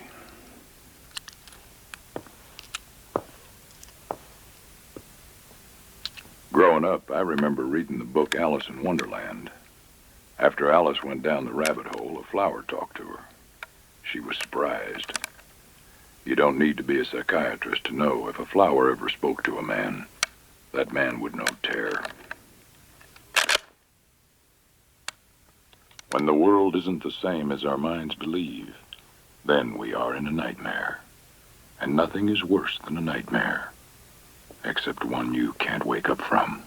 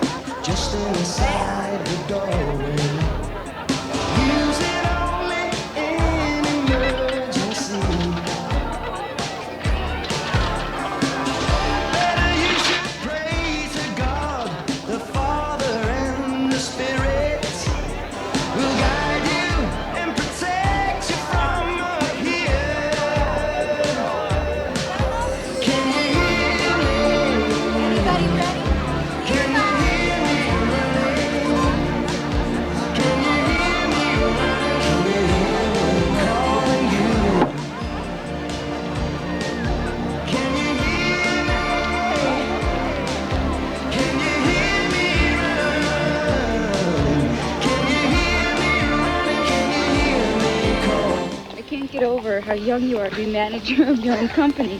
Well, I'm not. I mean, it's not my company. It's just I run the station. Still, I used to date a guy who was president of Sunco Oil. Nice guy, Kim Thomerson. Oh, yeah, I know him. Well, I never met him or anything, but I heard about him. Great guy. You'd like him. Is this yours? Yeah.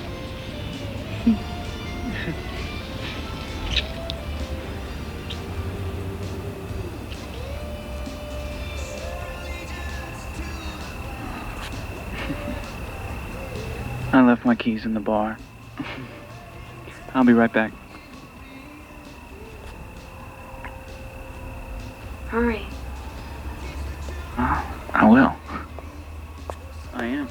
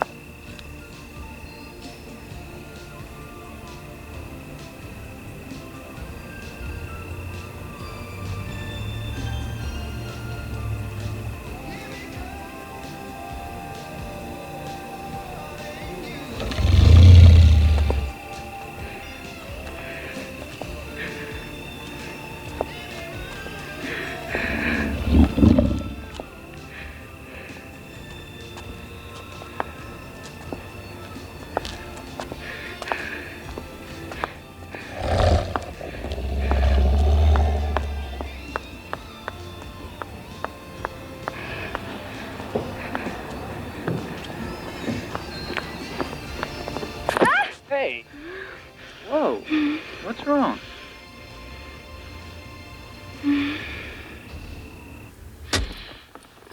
Look, it was just probably some jerk who saw me go back for my keys. Let's just get out of here.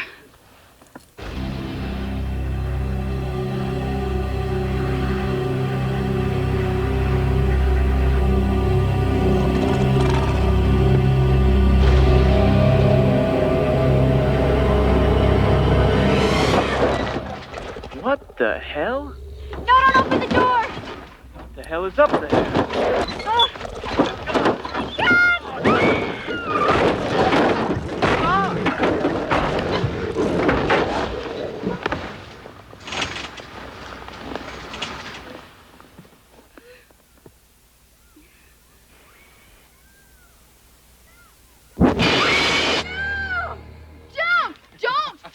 Don't throw me in. I don't want you to throw me in. I'm not gonna throw you in. You're a liar. You're right. No. I didn't do anything yet. No, I swear don't do it. Look, I'm trying to study. I've been studying all day. No. The neighbors are gonna think I'm killing you. Good. I hope they call the cops. If I'm going to jail, I might as well do something. No. Why are you doing this to me? Give me one good reason why I shouldn't. No, because you like me and respect me and you're my brother's best friend.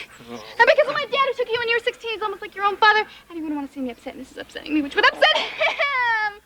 Because of this.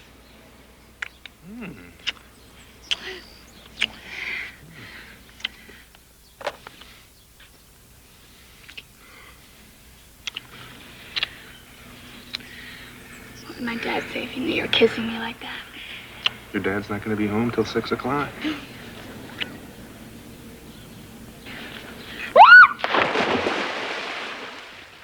What are you two doing? Enjoying the last couple days of sun. I'm gonna tell.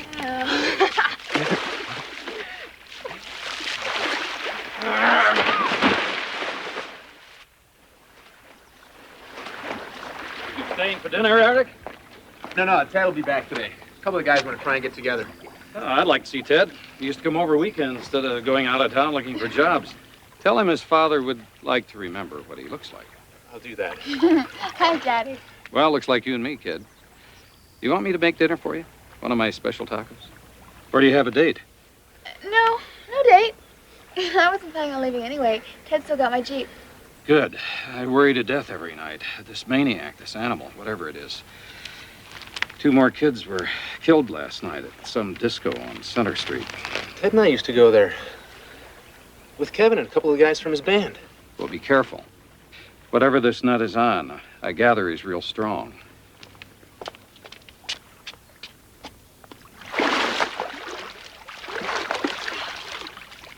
I think he knows. Your dad? No. Come on, I'm practically family. I spend more time in this pool than you and Ted together. And I spend half my life chasing you around and throwing you in. He knows. He does not. He does too. Not. Too. Otherwise, tell him. What's there to tell? We grew up together. There's a natural relationship that built. We're close. We're boyfriend and girlfriend. That too. You're chicken. That too. See you later.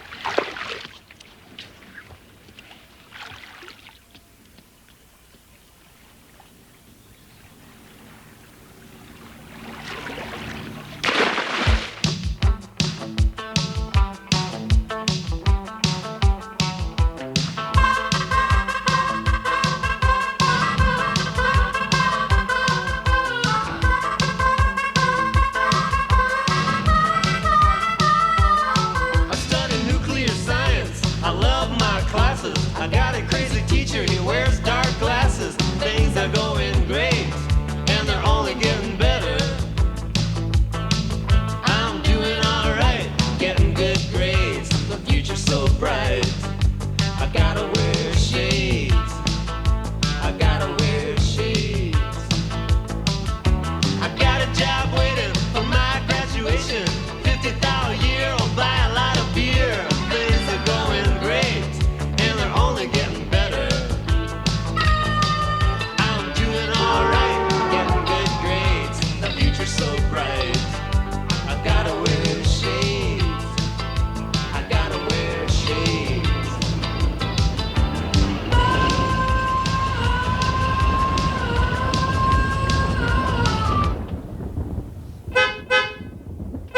Ted! Come on, Ted! Ted, where are you? Come on, Ted, get out here! What's the matter down there? Sorry, Mrs. Minnick Dan. I can't get into my spot. You'd think someone was being murdered. Ted, get out here! Yo, Ted!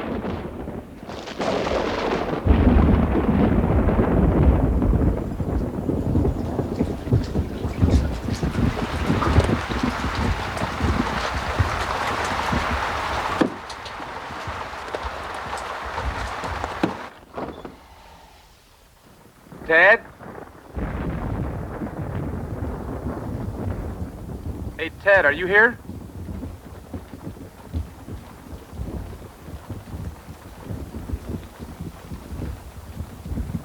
What the hell's going on?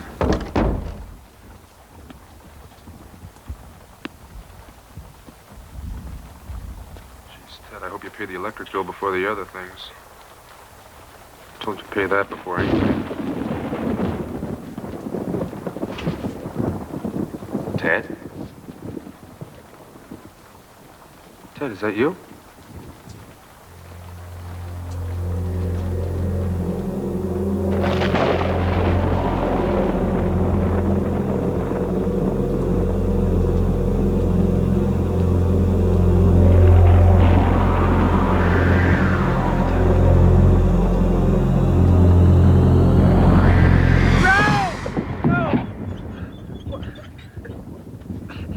Heathcliff, what are you doing? Come on, hey, I'm not in the mood tonight.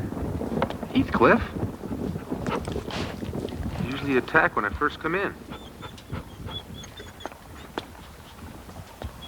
Well, what's for dinner, Heath, huh? What the hell am I still doing with the lights off? Hey, it's only a storm, sport. Something wrong with you? What's the matter, Heath? You hurt or something? Hey, come Come on, Heathcliff. I don't want Ted to know I love you, all right? Or he's going to start leaving me notes to feed you and walk you and stuff like that. Such a big baby.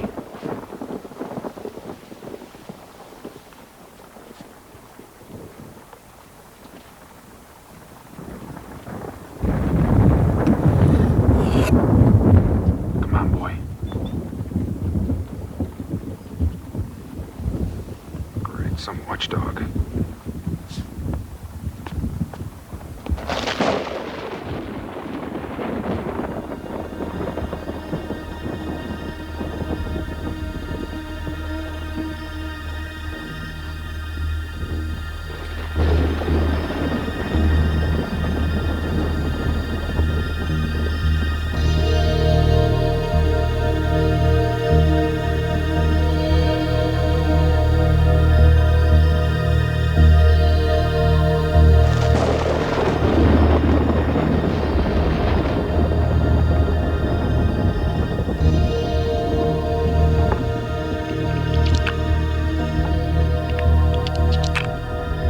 Jeez, Ted.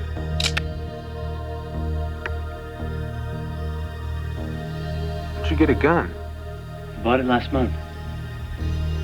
But it takes a couple weeks to register it. I picked it up on Tuesday. I didn't know you were into that. Not that we couldn't use some better protection in Heathcliff. He's under the refrigerator.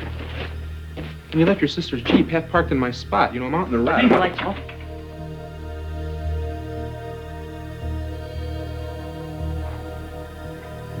Oh. Last time you sat around in the dark was when Cindy left you.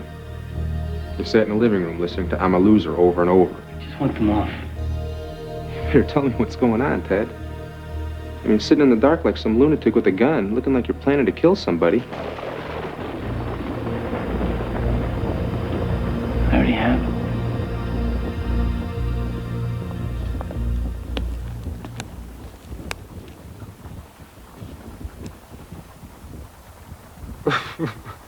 What, are you trying to tell me you had something to do with this?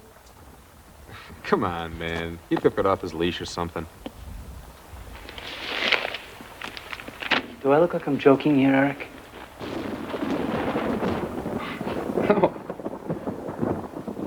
No, I'm just a little freaked here myself, Ted. Come on, you're scaring the hell out of me acting this weird. What, you're trying to tell me you had something to do with it? You're this crazy killer going around dismembering people. It is me. Well, it's not me. But I did this. Bull, man. Come on, I know you. You should never kill anyone. You haven't got it in you. And Tool, let's face it, you know Mr. America. You know, I was there when Bucktooth Bernard creamed you for talking to Judy in homeroom. I did this. Eric, I need your help. I need you badly to help me. Look, what I'm about to tell you, I haven't been able to tell anyone. And I was hoping that I wouldn't have to. That I could work it out on my own, but I can't. I can't do this on my own anymore.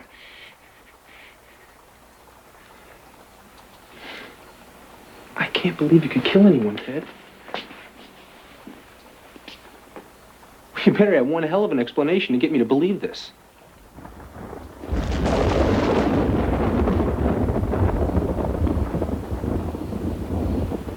I'm a werewolf.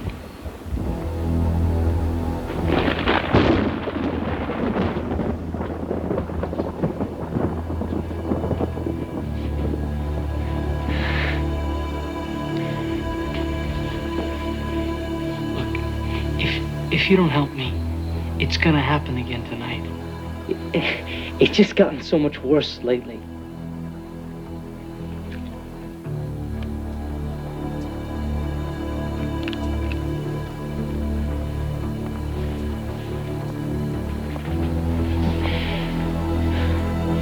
I took my cross. My mom's, you know, the one that my dad gave me when she died. And I had it melted down. Now, there's silver bullets in that gun. And you have to use it on me tonight. When it happens. When I change. Need help, Ted. Real help, man. I love you too much to even sit here and humor you like this. Do you see that? Now it started. The cycle has begun. And it can't be stopped now. Look, I'm not crazy.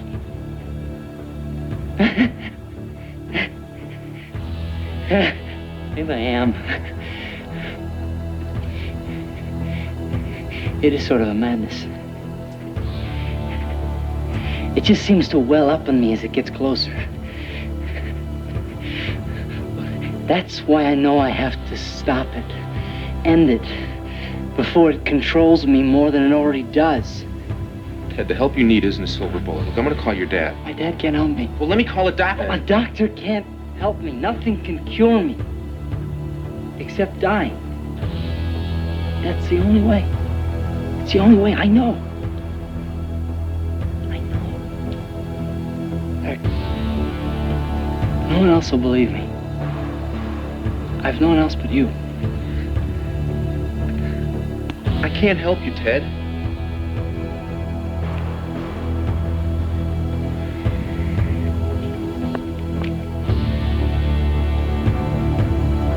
I don't know what I can do. If you don't help me, I'm gonna kill someone again tonight. Who knows how many? Maybe even you. Just keep me here until midnight. Just until then. Please, just tie me up and keep me here until then. Look, if nothing else, you have me tied up. I can't go anywhere, right? And if nothing happens, you can do anything you want. You can call anyone you want. Great, some choice. Either my friend turns out to be some science fiction monster that I have to shoot, or he's so crazy, I have to have him locked up. Just until midnight. You can do that, please. Just until then.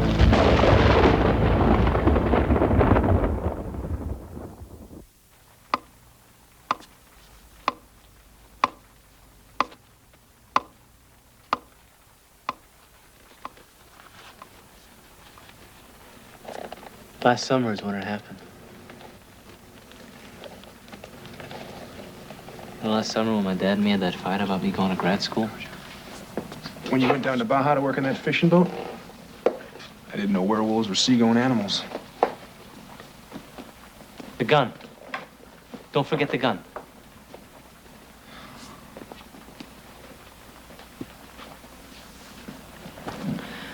I took that job on that fishing boat with that Captain Scorzani.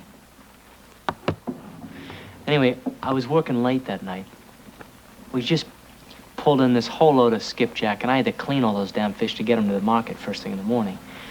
And so I cut through this old boatyard on my way home. And you know, a couple of guys, you know, that worked on the pier, they said that this guy that owned the place, this crazy one-handed guy, Captain Hook they used to call him, they said that he had this dog that was trained to attack you if you were shortcutting through the yard. And at first, well, that's what I thought was watching me through this big stack of old crates.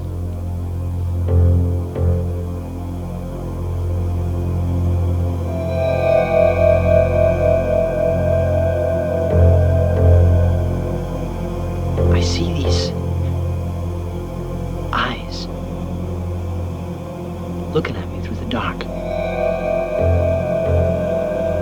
These yellow demon eyes.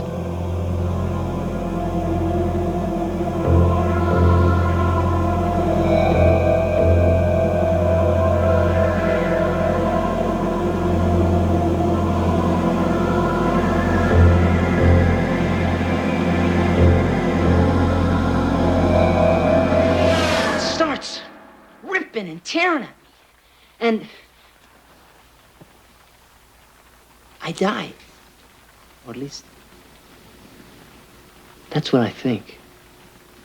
When I wake up the next morning, I'm covered in blood. All over. And it's mine. Only my wounds are kind of healed. I mean, not really, but not as bad as all that blood would lead you to believe. And who's there screaming at me? Is this Captain Hook himself? I mean, looking more dorky than scary, especially in the daylight. And there's this mean old dog. It's just some scratchy old hound dog that couldn't scare the fleas off his own back. And the more he's screaming at me, the more I'm laughing, because I'm just so damn glad to be alive. Until 3 nights later. 3 nights later. And I found the sign of the pentagram on my hand. I tried to scrub it off. It wouldn't go. And I had no idea what it was. But I could feel something happening inside me. Something weird. And that night I killed 2 people. But then I read in the paper that 2 people were killed coming out of the Bijou Theater in Valley Stream. As soon as I heard that, I knew I'd done that too. Look, how often does this happen? It's real random. There's no kind of schedule or cycle. But it's always preceded by the sign of the pentagram on my palm. And then I used to do what I could to keep myself locked up when I knew it was happening. Then I stopped. Changing?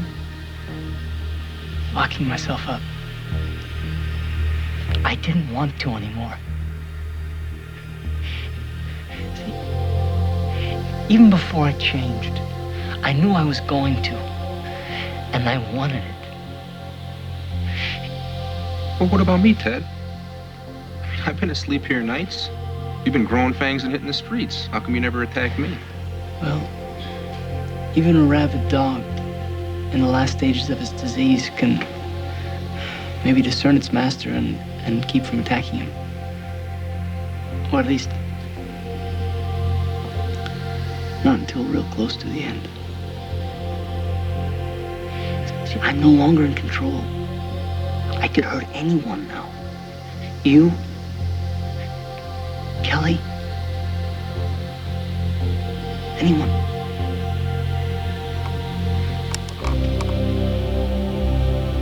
And I'm afraid I won't care.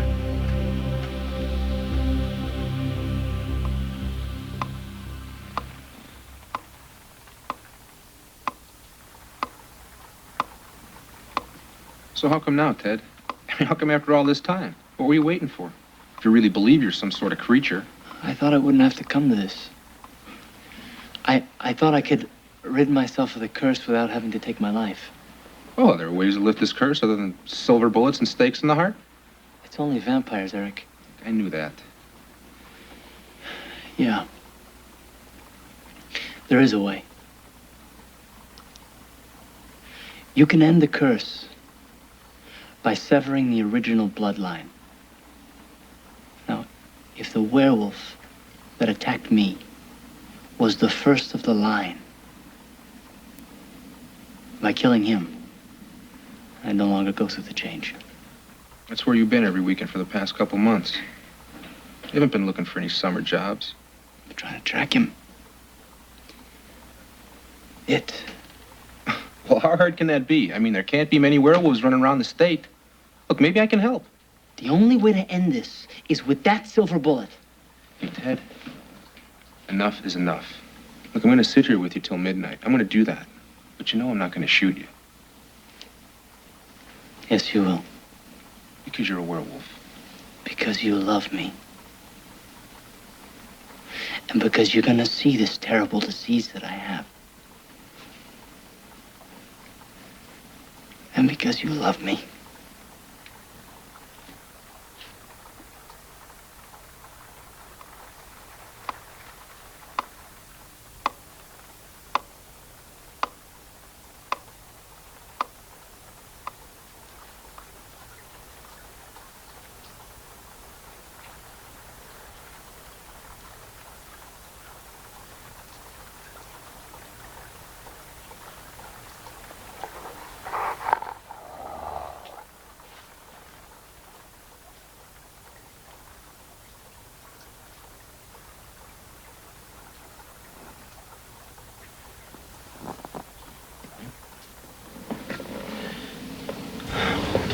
when he made it.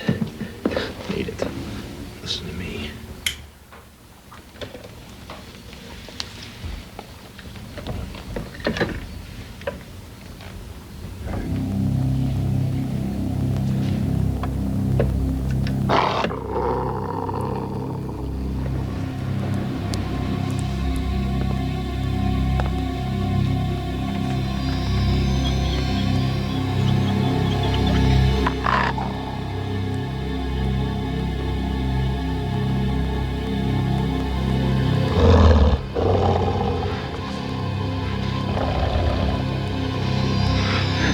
God!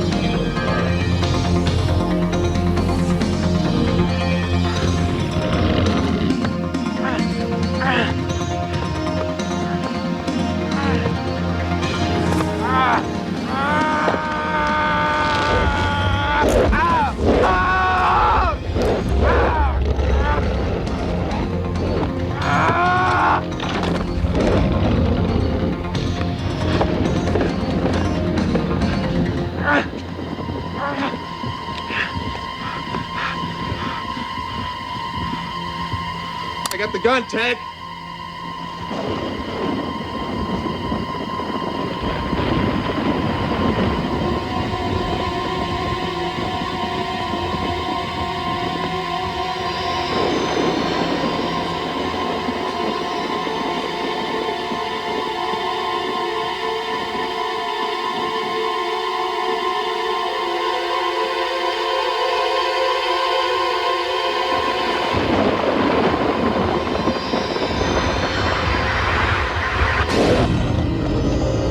Teddy, I swear I'll shoot!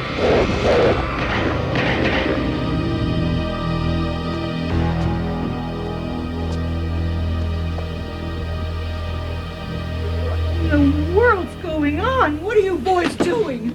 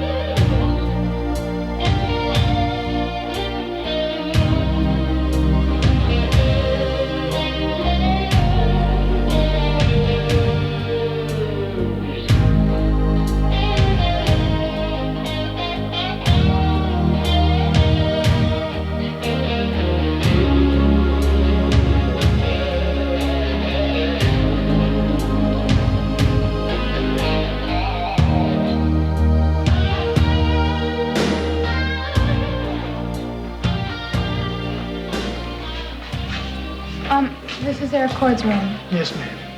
And how may I help you? Well, I'd like to see him. I don't think that's possible. But I'm family. Well, I don't recall hearing about any family coming to visit. He's not allowed visitors.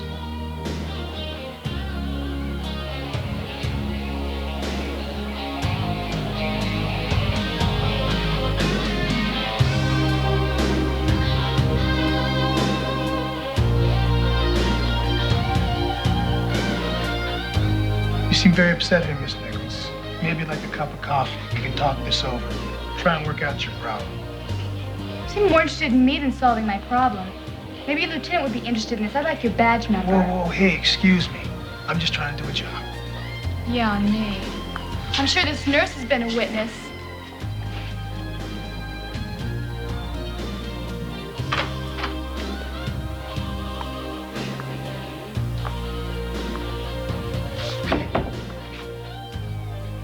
Eric?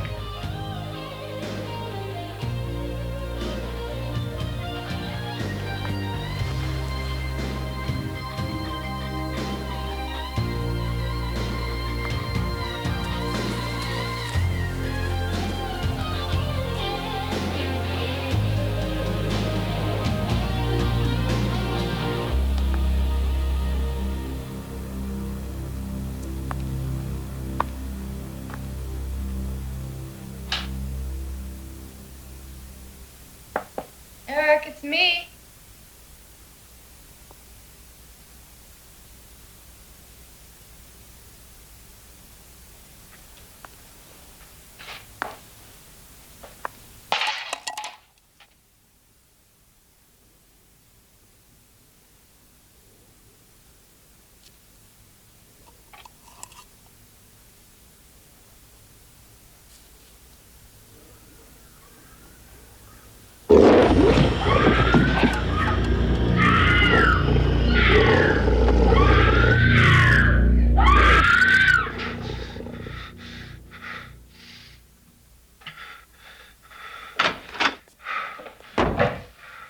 You okay? Yeah. I must have went out and had a bad dream. Has anyone come to visit me? Not since your attorney and lieutenant left. You sure you don't want a nurse or something? No, I'm okay.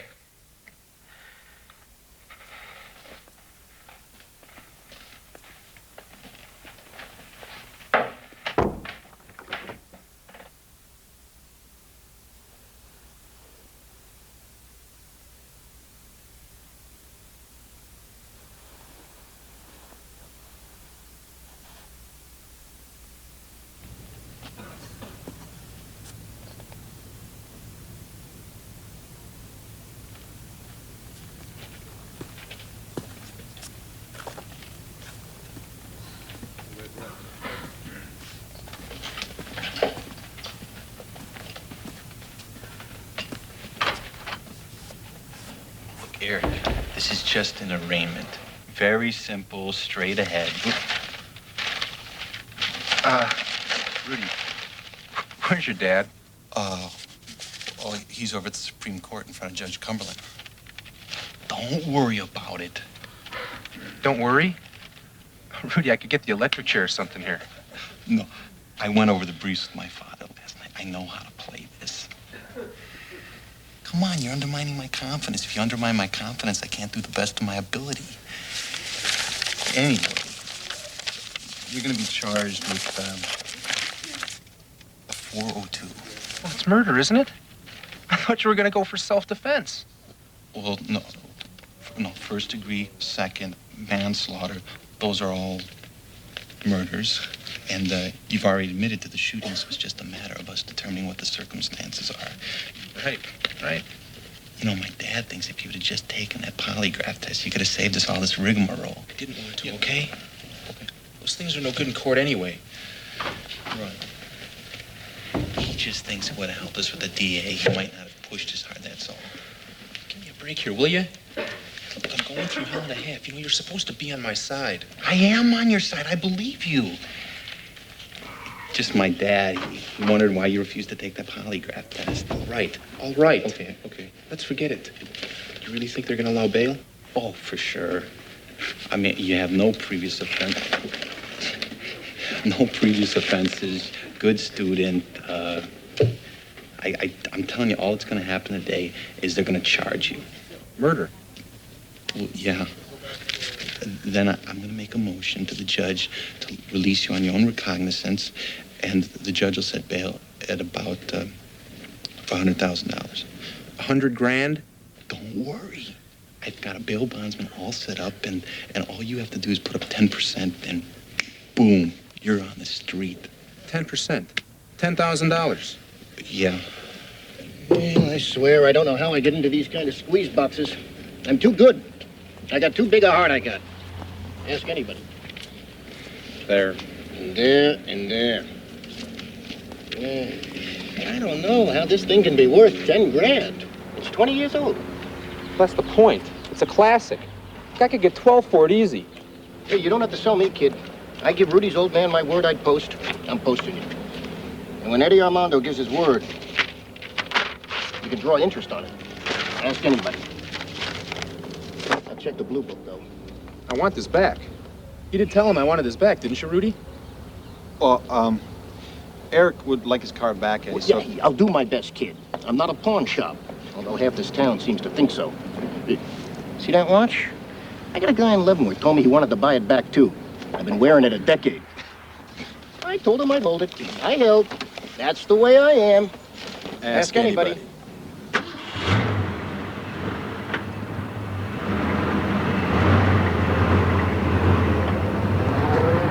See you later, Eddie.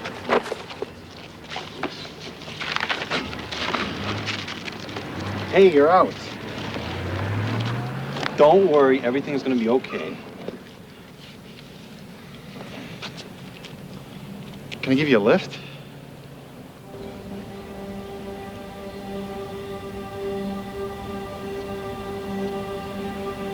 How'd you do it, Teddy? How'd you go through it? I feel like a giant balloon ready to burst. Like if I could just say it to someone, it'd feel better.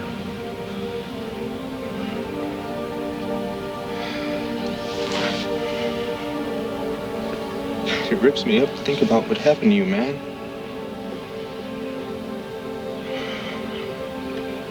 Without you, I don't know who I can go to. Who I can try and reason this out with.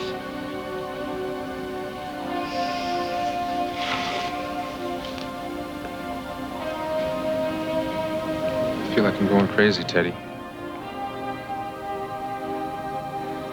I'm scared. I'm scared, man.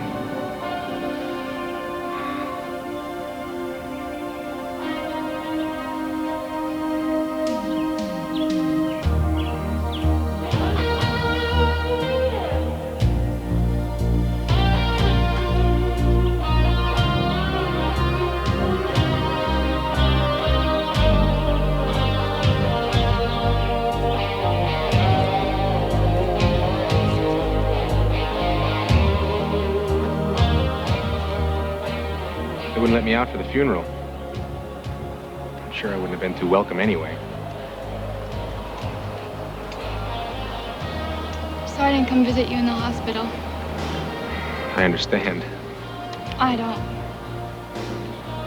don't understand anything anymore. Everything was so perfect for a while. It's a storybook perfect. So I don't understand it all.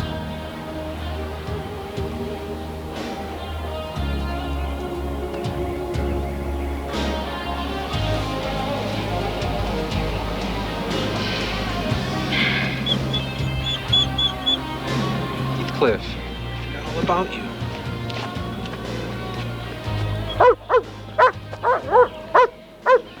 He was so scared when the police found him. He was hiding between the refrigerator and the counter. You know, that little space you're always dropping things.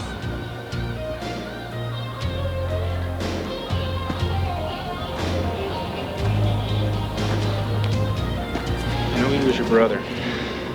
I I'd never say anything to hurt Ted. He was sick, Kelly. He was really sick. I know. I know all about it. About Ted being a werewolf.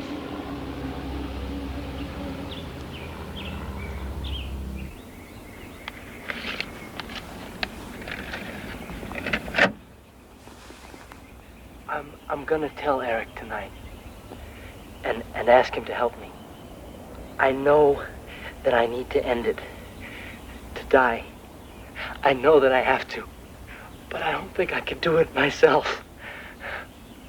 And I just pray to God that Eric has the strength. He's my last hope. I love you, Kelly. I love you and Dad, and I'm so sorry. He must have mailed it to you the day he died, before I came home and found him. Just like he explained it to me. Why are you doing this? Why are you saying this? I'm sorry I don't seem to have the answers you want. I don't need to hear some Stephen King story about monsters and curses. Not from you two. You think I want to stand here and talk like some kind of space cadet? You think Teddy wanted to do that to me? But I don't know what else to say. There are two kind of people in this world, Kelly. Those who believe in flying saucers and those who don't. Well, I didn't. Not until this particular one jumped up and took a bite out of me. What is happening here? What's going on? I wish I could say something easier for you to hear. You heard Ted. You heard his voice. You think the two of us went nuts at the same time? Lunacy isn't contagious. I don't know what to believe anymore. I don't have anything left to believe. Kelly.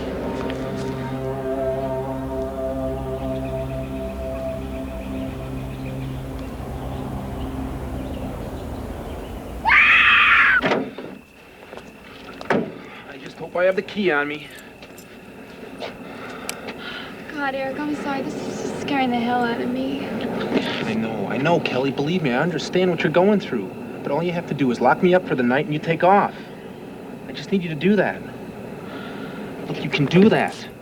You have to do that for me. Come on.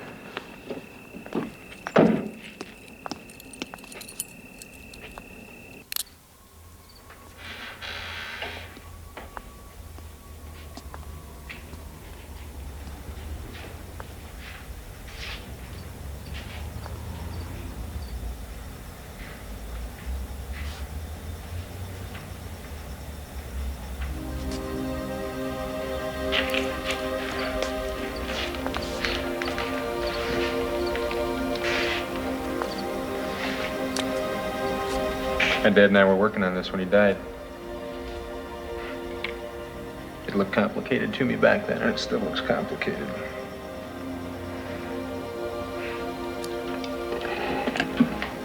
All these things your parents? Yep. After your father helped me straighten everything out after the funeral, there wasn't all that much money left. So I've been using what there was to pay for the storage shed. Thought if I got rid of anything, I might regret it someday. I can't do this. I can't lock you up in here. You have to, Kelly. You have to.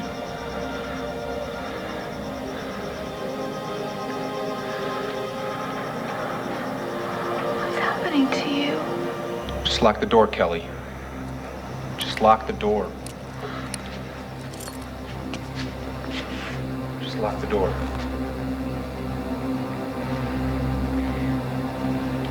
Lock the door.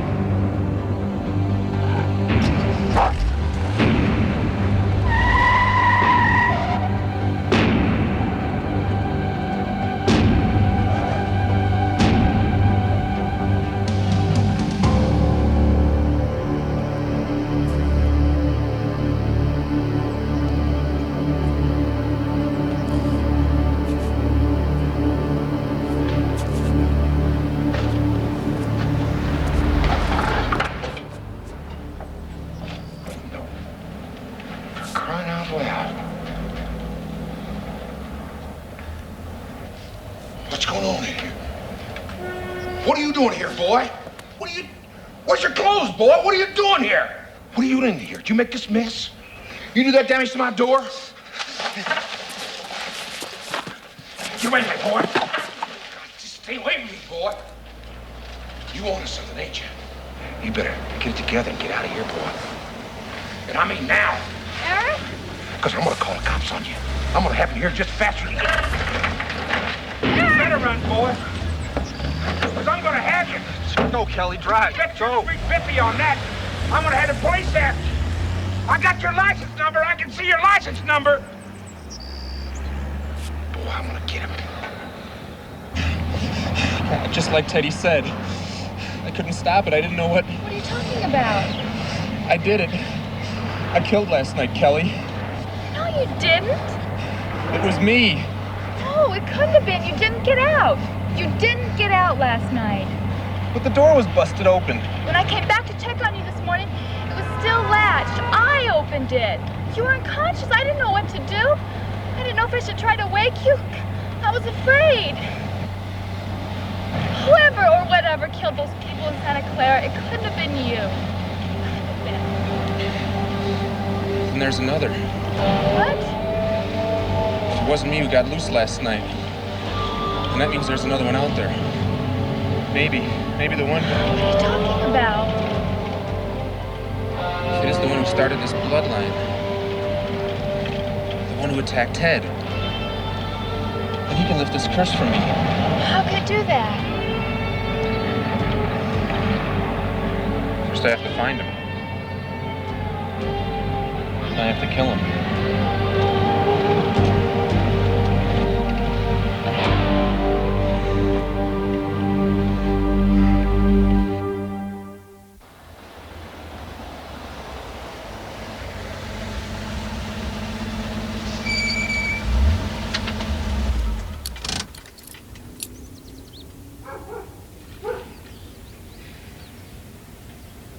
Eric, think about this. What's there to think about? You're under arrest. You can't just take off. I don't have any choice, Kelly. Let me go with you. Don't be crazy. Why not? Everyone else seems to be. I was enough trouble for your father to handle. But eloping with a werewolf? What'll our kids look like? Eric. Just a little dark humor to fit the mood.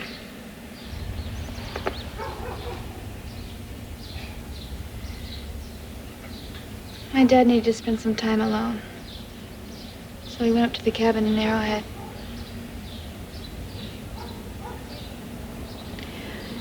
I'll just see if Connie can watch Heathcliff till then, okay? Let me pack some things.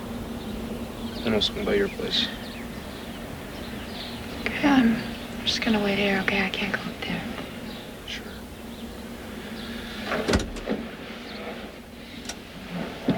Maybe you should call your lawyer. And tell him what?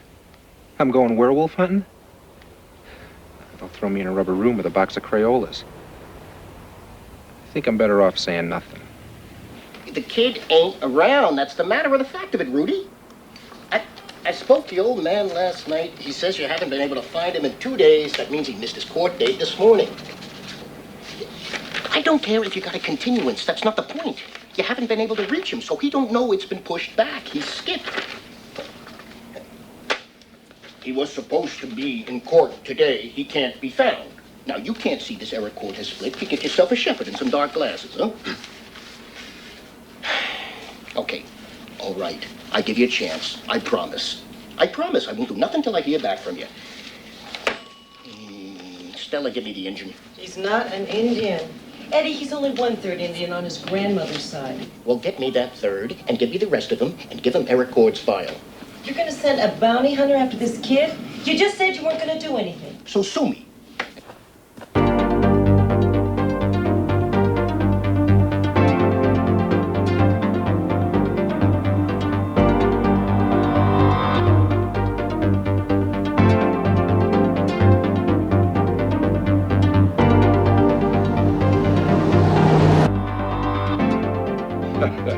So you're the fella they send out all over the country looking for them crazies, huh? At least that's what Mr. Armandi's office told me when he called. I mean, I thought that was kind of interesting. You know, an interesting way to make a living. Like Steve McQueen, you know, you go into a place and pull down a poster, and then you go out and grab the crazies, and they give you money. Real money. That's a heck of a way to make a living. Well...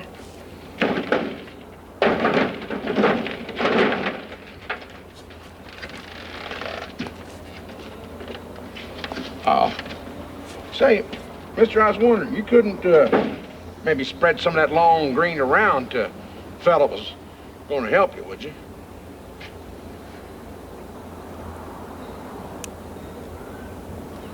No. Well, of course now, I ain't saying that I wouldn't love to go after them guys myself anyway, after what they did to my door. I mean, somebody's got to do something. Police ain't worth nothing, for crying out loud. They come out here, give me hell in a handcart because I couldn't remember the whole license number. Like I'm supposed to do their job. In the movies, 2 numbers and the color of the car, and bam, 20 minutes later, they're in the lockup. That's what they call it, lockup. And insurance company, they come out here and tell me they ain't gonna pay me. Well, I can't fix the door until they pay me, but they ain't gonna pay me until they find out what happened. Well, I'll tell you what happened. Bunch of crazies on angel's dust when them here flying around, DDT and all them drugs and stuff. Come in here, tore up the place, broke in, but no. The insurance company says, say nobody broke in here, they broke out. Now that don't make a bit of sense to me. I don't care how you cut it. What? Hey, what is that? What is that, mister? Busted in, busted out, don't make no never mind to me. Any way you cut it, it's vandalism. Nothing dirtier in this world than vandalism. I hate vandalism.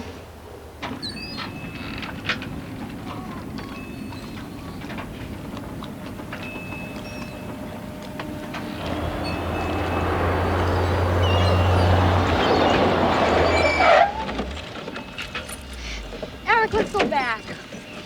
Eric, come on. Wait. We're supposed to be in court this morning. Come on, let's go back. He's here, Kelly. There are no other killings. Nothing's happened. He's here. I can tell. I can feel it. Ted was working on a fishing boat when he was attacked. God, Eric. I mean, the past 2 days have been pretty good. But you're scaring me again. I can't explain it to you, Kelly. I can just tell. You go back to the motel. Come with me. Eric!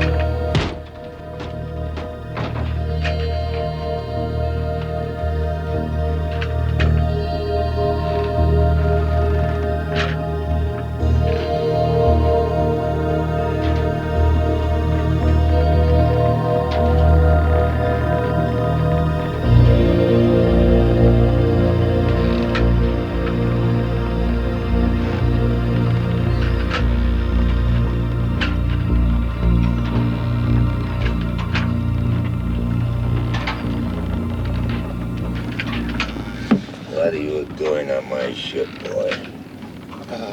I was looking for work and I thought... You should think about not boarding no man's ship unless you've been given the okay to do it. Yes, sir. So wait a minute. All right. Come with me.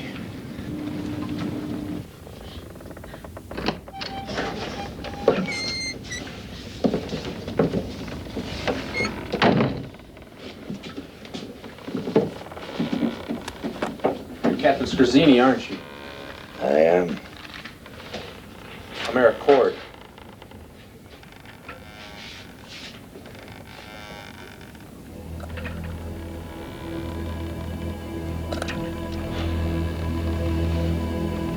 Sit down.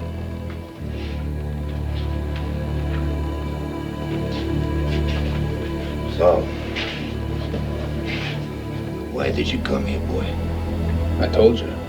I was looking for a job and I thought... Why'd you come, boy?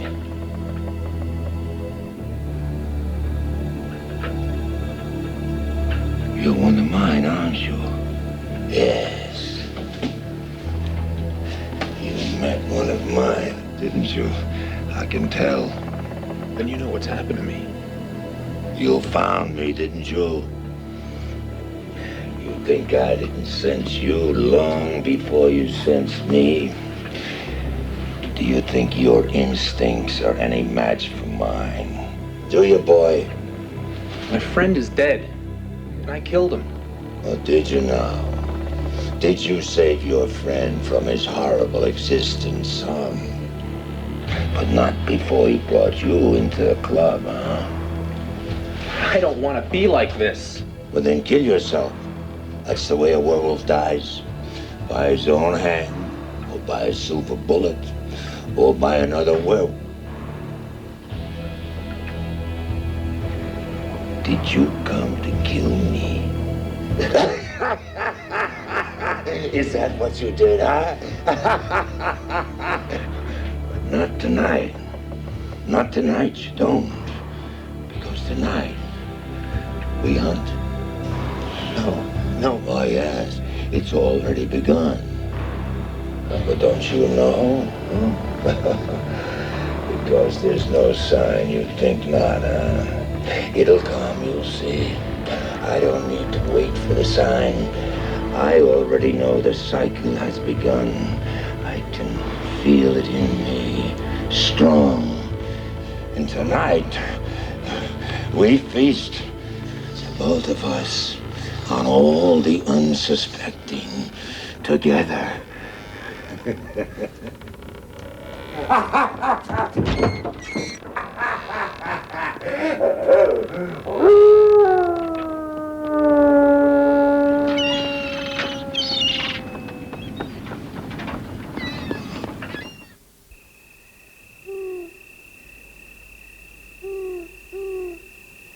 What do you think you can do if he's as powerful as you say?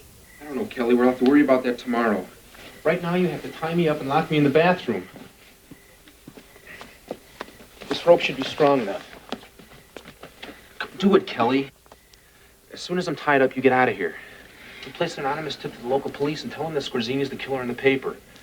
Maybe they'll check it out and find him, see something, catch him. I don't know.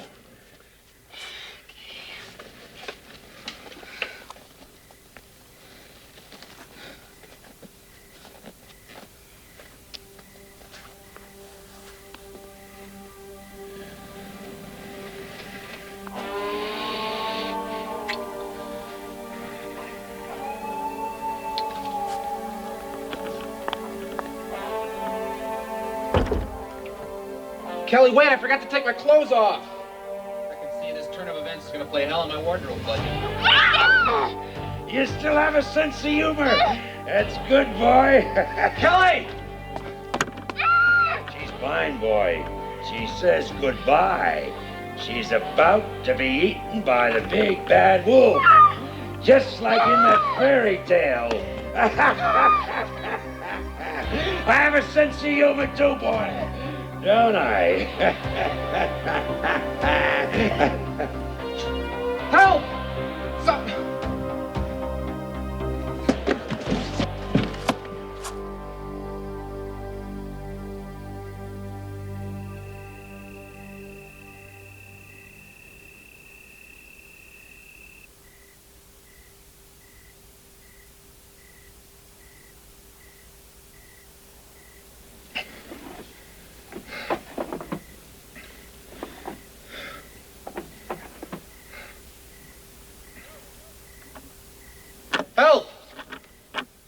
Someone there, help me!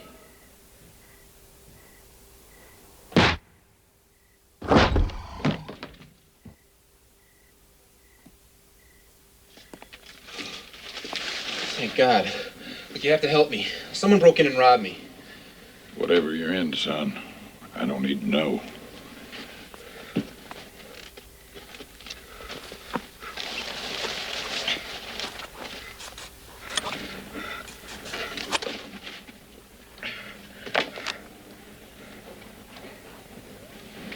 What are you doing? Who are you? Name's Rogan. You see, I'm your magic carpet back to a little holding cell they got all clean and waiting for you. I don't know what you're talking about. Sure you don't. You're not Eric Cord neither. You ain't charged with the murder of your roommate. And you're not stupid enough to skip town and miss your trial date. Makes no never mind to me. Okay, man, I'll go with you. I don't care. But the girl I was with, Kelly Nicholas, she's been kidnapped. Damn it, she was. This crazy bastard, Janis Skorzeny. He's gonna kill her. You have to believe me. All I have to do, son's what I'm doing now. Enjoy the ride. Listen to me, will you, Don't for a ever minute? touch me. What the hell's that? You bleeding, kid? Just go. Go on, get out of here. Lock me in. Are you hurt? Just go after Kelly, please. Just go after her. Crazy.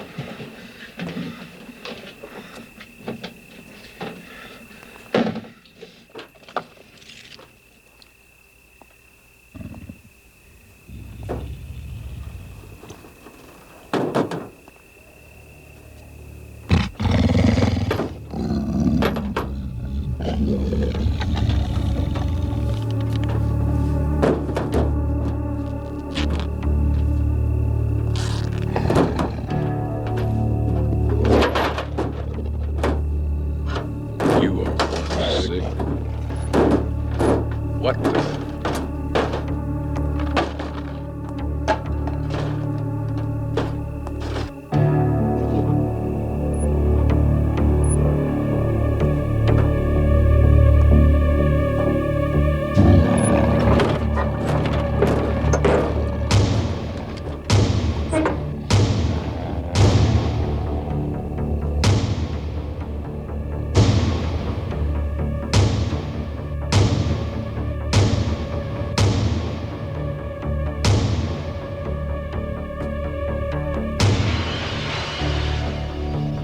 What the hell you got in there? I don't know.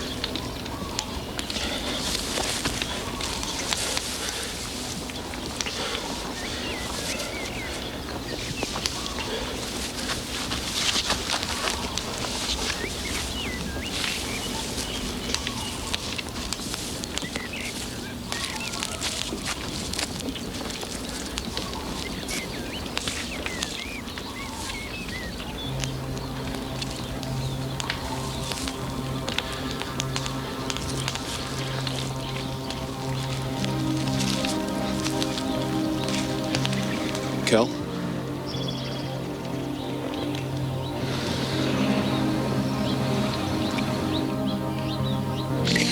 I love you, Eric. I really do. I can't.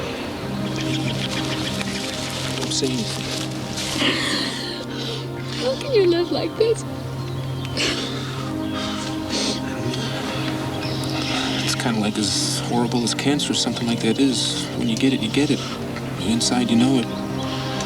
I'm still walking around, still living, existing. I just can't give up. What are you gonna do? Find Scorzini.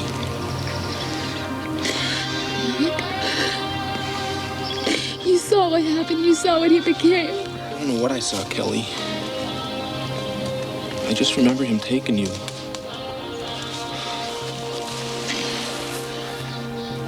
And I knew I had to get to you. To help you. That thought never left me.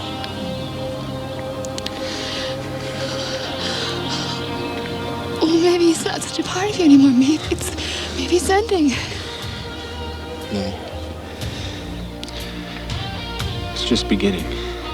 I don't know how long I'll be able to remember things after I change.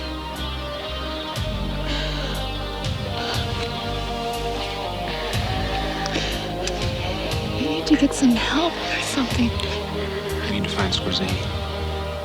That's my help. That's what I have to do. He's out there. I'm going after him.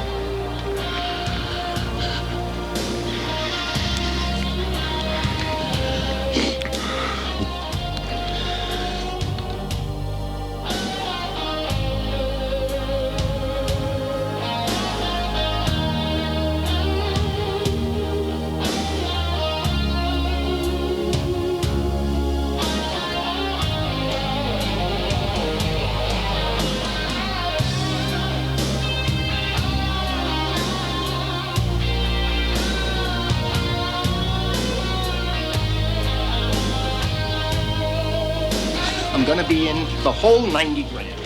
90 G's, and I got a missing bounty hunter. Well, when Rogan called yesterday, he said he had a pretty good line on Cord. Yeah, he's got a pretty good line, and me, I got a 20-year-old drop-top Mustang, which is now officially on the market. I can't believe this. Did you try the engine at home? I tried him at home. Try again. I just did. Humor me for 90 grand. I should be able to be humored. I don't believe this. Now I gotta hire a bounty hunter to locate my bounty hunter.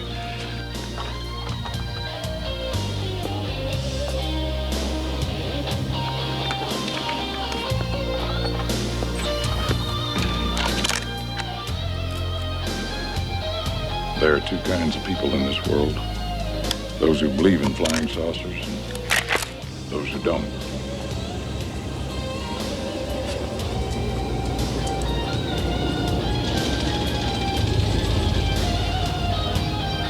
When the world isn't the same as our minds believe, then we are in a nightmare. And nothing is worse than a nightmare. Except one you can't wake up from.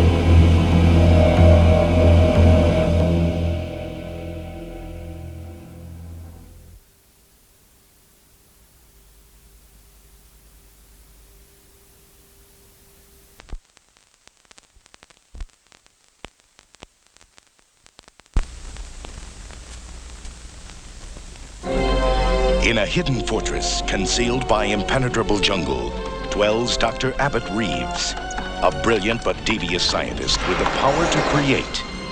Help the mandroid from the cage, Takala. Any malfunctions? I had some trouble with this. Feels like a delay in the neurosynapse trigger. And the will to destroy. Move its memory, then dismantle it. It's half human. He must be eliminated. Colonel Nora Hunter has the brains to mastermind the operation. We need a full-time mechanic, my friend.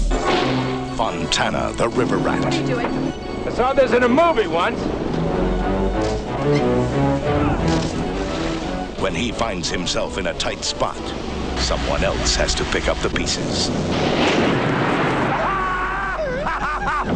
Kuji, the ninja. He has the martial skills to destroy his enemies. The Mandroid. More machine than man. His special powers will determine whether or not they survive. We got robots, we got cavemen, we got kung fu. What is this anyway? Some kind of damn comic book? It is the most perilous journey any one of them has undertaken. And once they reach their destination, they face the most awesome power on Earth. You don't understand. Soon I shall rule the world.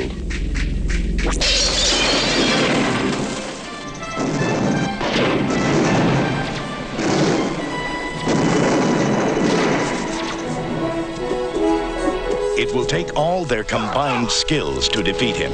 Each one is the ultimate specialist in his field.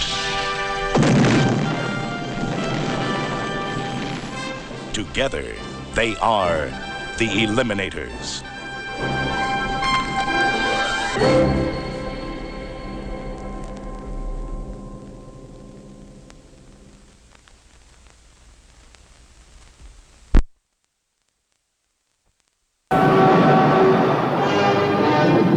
Space Hunter.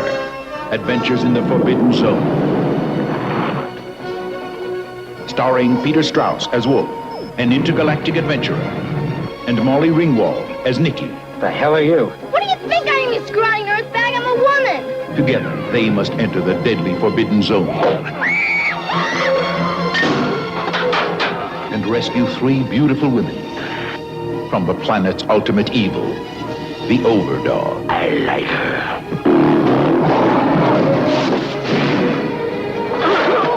Works every time. I'll bet breeding with us would kill him. I'll take that bet.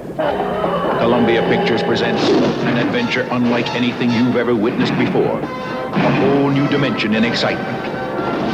The ultimate experience. The first movie that puts you in outer space. Space Hunter. Adventures in the Forbidden Zone.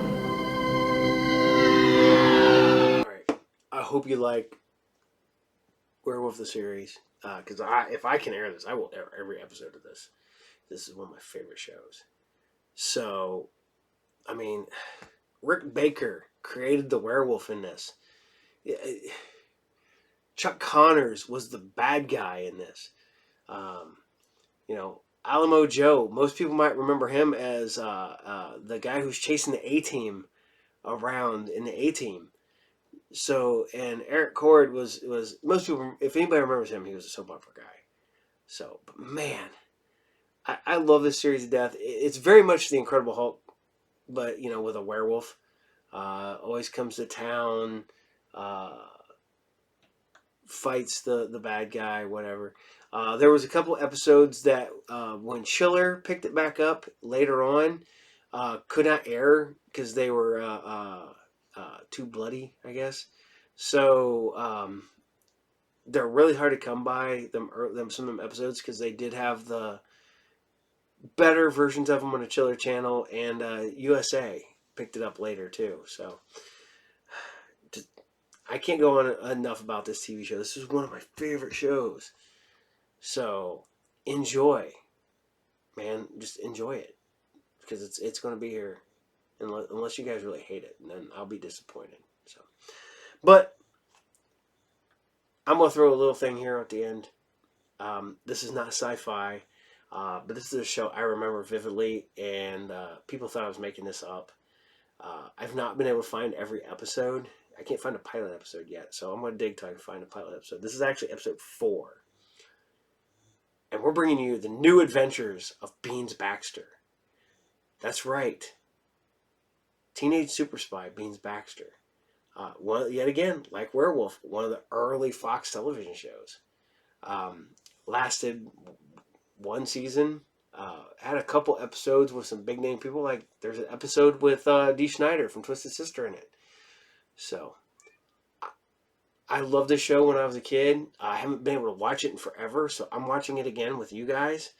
So this is the new adventures of Beans Baxter, and this is episode 4, unfortunately, sorry. And this is Beans for President. Enjoy. We all know that the nuclear buildup between these blessed states of America and those foul warmongers in Russia, we know. Our children and Why are you doing this, Jamie? You're giving your father an ulcer. Yeah, come on, Jamie. Let's get out of here. This is very unsafe. I do this to support what I believe in. You know what this is doing. And I believe I have a better chance of meeting a boy here than at Camp David. I want a boyfriend. No!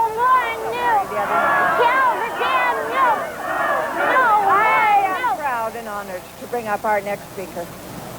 A true supporter of our cause who is not afraid to express her feelings, even if those feelings stir up a little commotion in her house. Yeah. Even if that house happens to be the White House. Of course, I'm talking about the first This is the big one, Bubbles. Don't flub it. I'll do my best. But the pressure. And get away with it. The president's daughter. They like me. I can tell. They really like me. Oh, God, this is so cool. Hello. Hi. Oh, thanks. So cool. This is like the coolest thing. Hi, nice to meet you. Hi. Would you please move out of our way?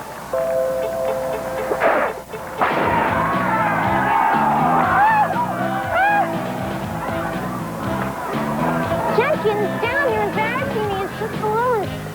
Nothing to be afraid of.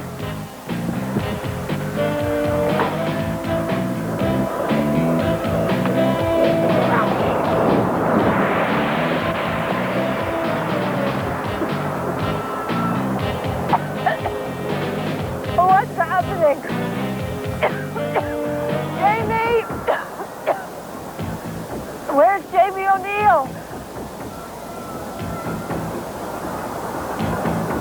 My God. They kidnapped the president's daughter.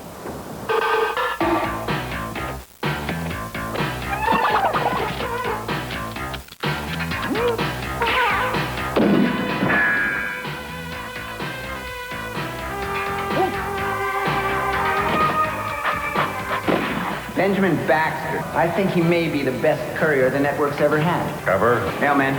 Family. Wife, 2 kids. They don't know a thing. He's got to be taken alive. But it must appear that he's dead. Oh, Baxter. Benjamin Baxter, Jr. My friend's coming Beans. Beans, your father is a spy. Dad! He's alive. But UGLI's kidnapped him. I was wondering if I could stay on. You know, help out with the network. Okay, kid, you're on. But only until we find your father. Thank you, number 2. You know, I think this is the beginning of a beautiful friendship.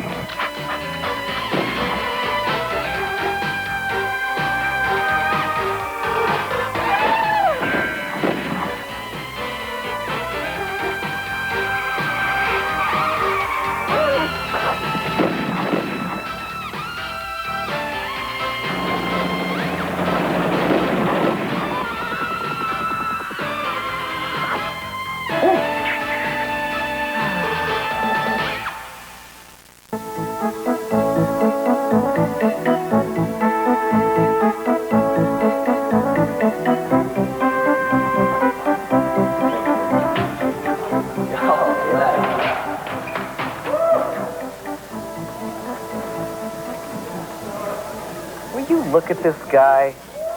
Myron Finkelbaum is a dweeb. The only man for the job of class president is you. It's a shoo-in. It's not that Finkelbaum's a dweeb would shop. It's the issues at hand. Myron Finkelbaum has no idea of the problems debilitating our school. It's all in listening to the voice of the student population. Myron Finkelbaum does not listen. I listen. I want to know what the students have to say. Beans. Without that communication, that input, that knowledge. Beans. Without the knowledge that the true voice of the student body is actually being heard. Beans!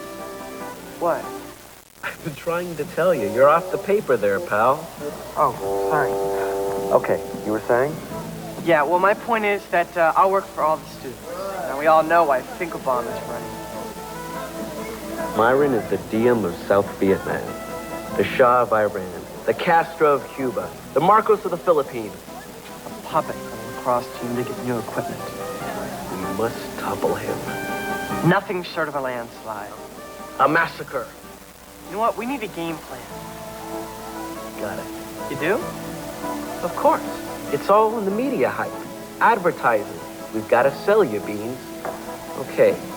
We need a marketing consultant. And who might that be? Me. Cake. Hi, Cake. Why not? I'm very good with the numbers. Besides, I've already worked out your marketing campaign. That's Very clever, Cake. And for every guy who votes for you, I let them look at the button twice. Well, it's a shoo-in, isn't it, Woodshop? A landslide. Then I get the job? Well, wait a minute, Cake. I mean, this is politics. You know, like one hand washes the other and stuff like that. So what do you want from me once I'm elected? All I want for you is to stay put through one whole date with me and not mysteriously disappear like you always do. That shouldn't be too hard of a campaign promise to keep. Good, then we have a deal. Now, if you gentlemen will excuse me, I have some campaigning to do. Bye, Cake. Woodshop, if I did not have Darla, golly, Cake makes me see red. Fine. Now you're all the primary colors. What do you mean? You're seeing red, you're too yellow to date her, and now you're standing in blue. Take over, Woodshop.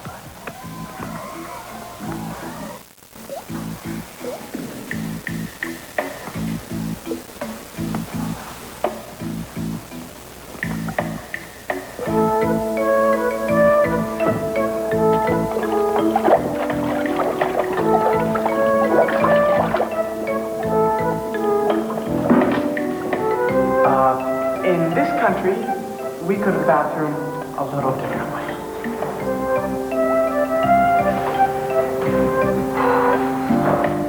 Baxter.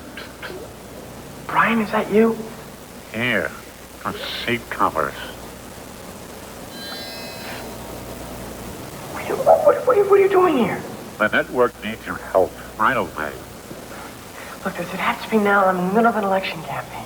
It's UGLI. They're up to their old tricks again. UGLI? Wait, do we know where they are? Can we get my dad? Hopefully, yes, but this is one time when you'll have to put your father second. Oh, wait a minute, why? They've kidnapped the president's daughter.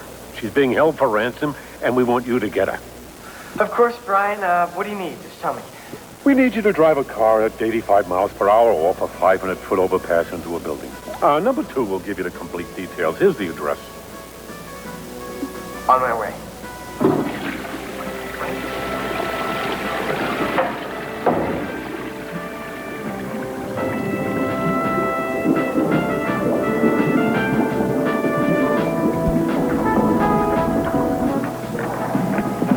Hey, Beans! Uh-oh. Ran out of room. Well, what do you think? Well, it certainly shows my party's ability to plan ahead. Now, if you'll excuse me, I have to go drive a car off an overpass. Okay, but be back by 4 o'clock. Remember, you've got to make your campaign speech. Don't forget, the future of democracy rests in your hands. You have no idea.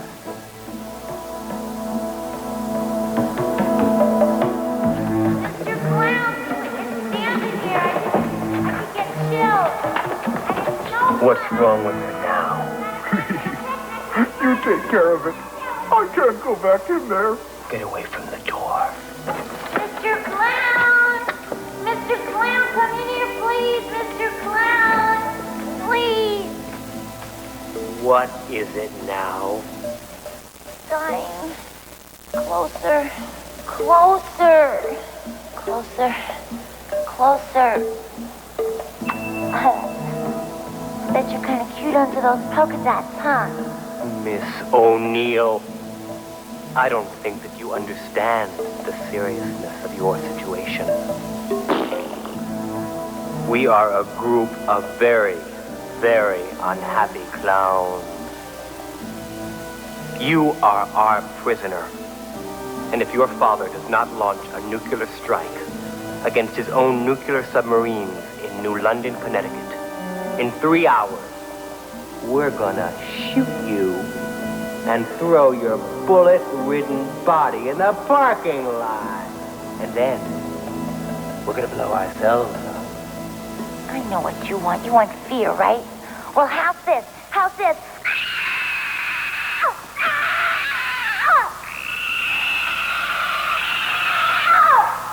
Hey, it was just a joke, Coco. Come back. Who are you, Pagliacci? Hey, get me a beer on Porch. Hey, do you know any cute acrobats? Yo, 1,000,000 bottles of beer on the wall.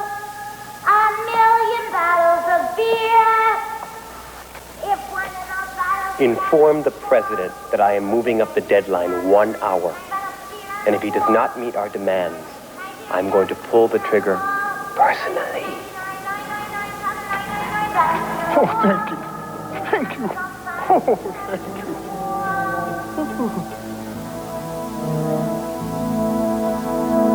We've used heat sensors to spot her exact location.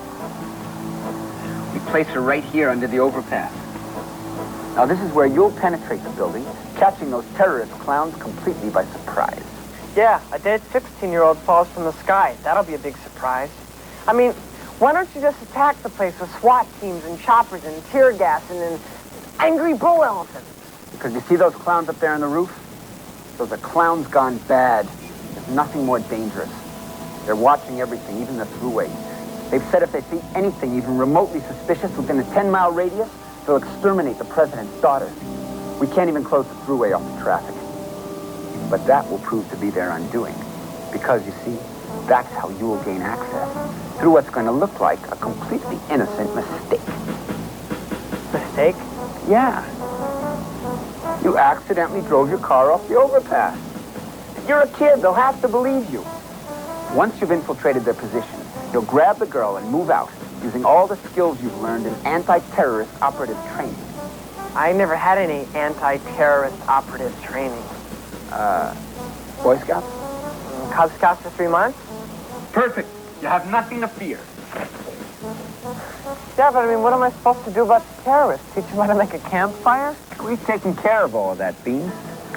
This truck is made of a design similar to the Apollo and Gemini spacecraft. It can withstand a tremendous impact while at the same time keeping the pilot, that's you, totally free of harm just by keeping your seatbelt fastened. Wait a minute. The impact of driving this thing through a building won't hurt? You just keep your belt fastened, you'll be fine. All right, well, then what? Once you've infiltrated that building... Hello? The 101st Airborne SWAT Team, the most highly trained counter-terrorist strike force on Earth. These guys will do the dirty work, Beans. You just secure the girl. Good luck, Baxter. Cavalry's right behind you.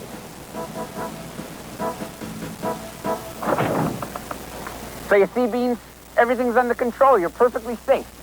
And we've got the whole thing covered. Now, once you secure the girl, you will contact us using this walkie-talkie. But you'll maintain radio silence until you've penetrated the building. Okay. Now, if I just fasten my seatbelt, I'll be fine? You just drive off that overpass. You let the U.S. government take care of the rest of it. All right, number 2. I'll see you in the funny. Good luck, Beans. Thanks.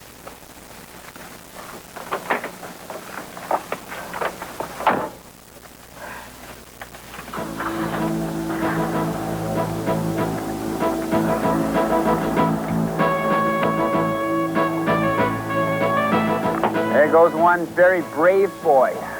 That brave boy just stole my truck.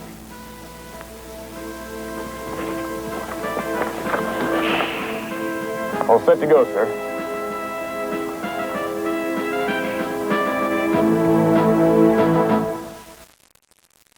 The most electric... Hello, I'm Myron Finkelbaum, and I'm running for student council.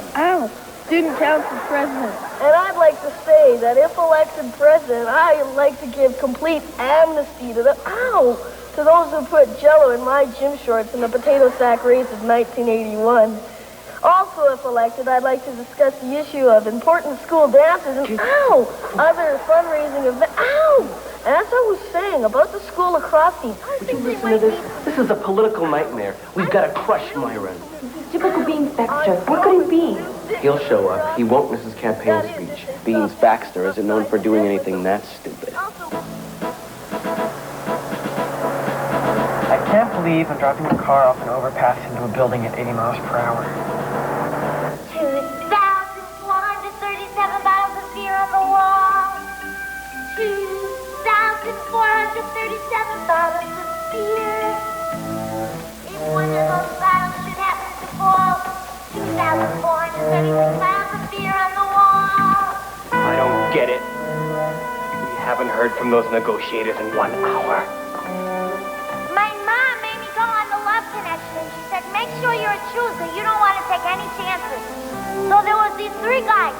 There was Ricky the plumber, never been married, Frankie the sea farmer, never been married, and Dave the doctor, divorced 7 times. Ricky and Frank were so cute. I don't think they want her back. I know. Maybe we should tell them if they don't blow up New London, we will give her back. I agree with you after a good night. Close one down. Wait a minute. I do the thinking around here. You, clown. Come in here. I have to ask you something really important. Excuse me, please, but can I please have a beer? I'm thirsty. Will you go shut her up? I'll try. I have to ask you a very important question. Oh, come on, lady. Give Bubbles a break. Just shut up. And I feared I wouldn't be leaving school with any useful skills. The things I'll do for my country. Here goes.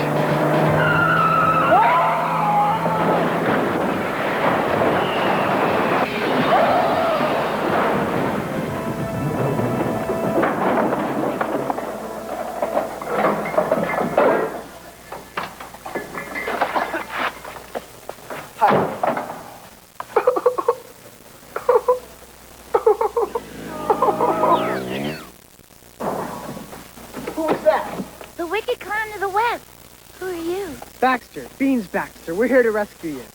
Who's we? Me and the U.S. Marines.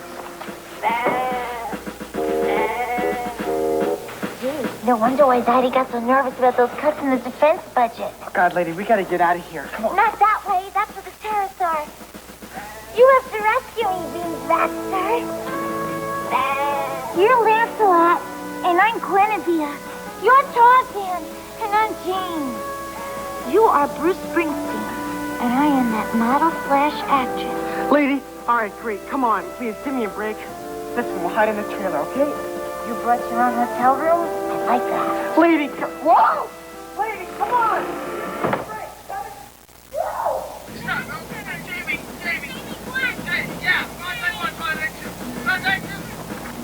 Beans? You're alive! Oh, are you all right? Do you have the girl? No, number 2. I've got the girl, all right? No, she's got me. Help! You hold on, Beans. We are coming in. We are coming in to help you. Number 2, stop happening! Good God, man, get on up there. That brave little trooper's getting slaughtered. No, stop. Jamie, come down. Come on. You're spotted.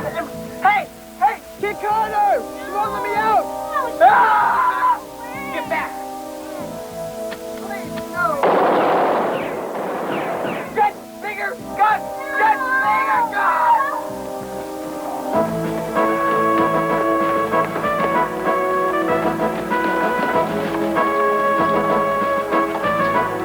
So, looks like we get the last laugh. A chuckle. Take him away, men.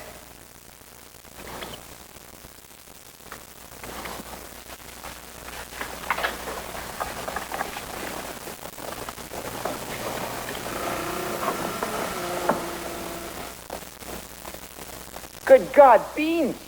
Somebody get an ambulance. Oh, Beans, what did they do to you? Girl in the trailer. Is she all right? Don't you worry, Miss O'Neill. You're in good hands now. Nice try. Whoa!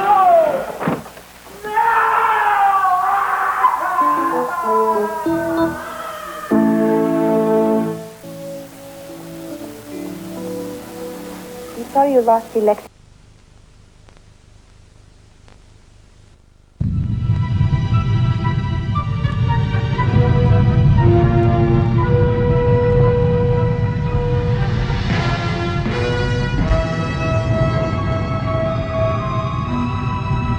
In the near future, in the shadow of Saturn's rings,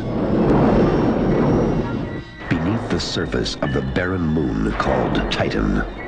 Scientists find the one thing they never expected Is anybody here? was expecting them.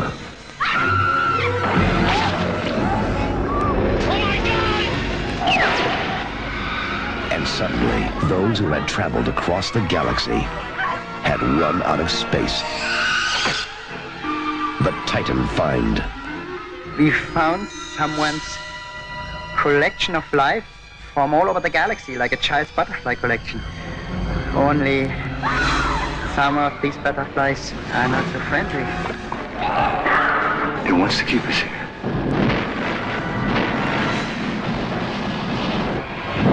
What's that? It's open one of the doors. That thing is using it for food. It's using our own man to kill each other.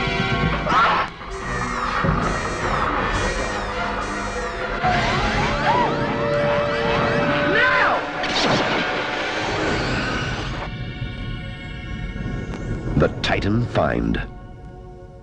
In space, man is just another butterfly.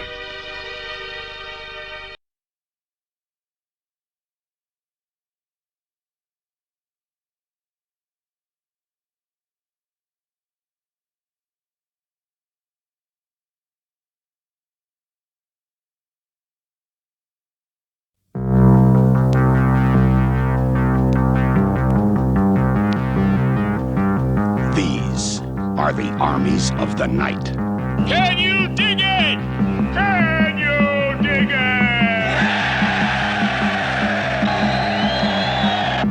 it? The Furies. The Boppers. The Hi-Hats. The Lizzies. The Turnbull ACs. The Gramercy Riffs. Riffs! And these are the Warriors. We know about the Warriors. They're a heavy outfit. They're from Coney Island. Warriors? You guys are the big dudes, huh? Now they're in the Bronx. We're going back. 27 miles behind enemy lines. It's the only choice we got. Between them and safety stand 20,000 cops and 100,000 sworn enemies. I want them all. I want all the warriors.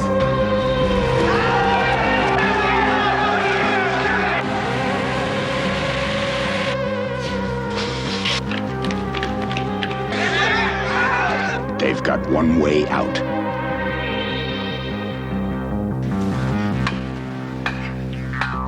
They've got one chance. They've got one night. The Warriors.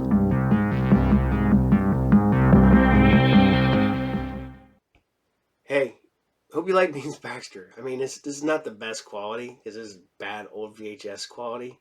So, I'm sorry. And I know it does end abruptly. So, but hopefully some of these later episodes, at least I'll want to air the Halloween episode and a couple other ones. I may not air all of these. So, it's not sci-fi.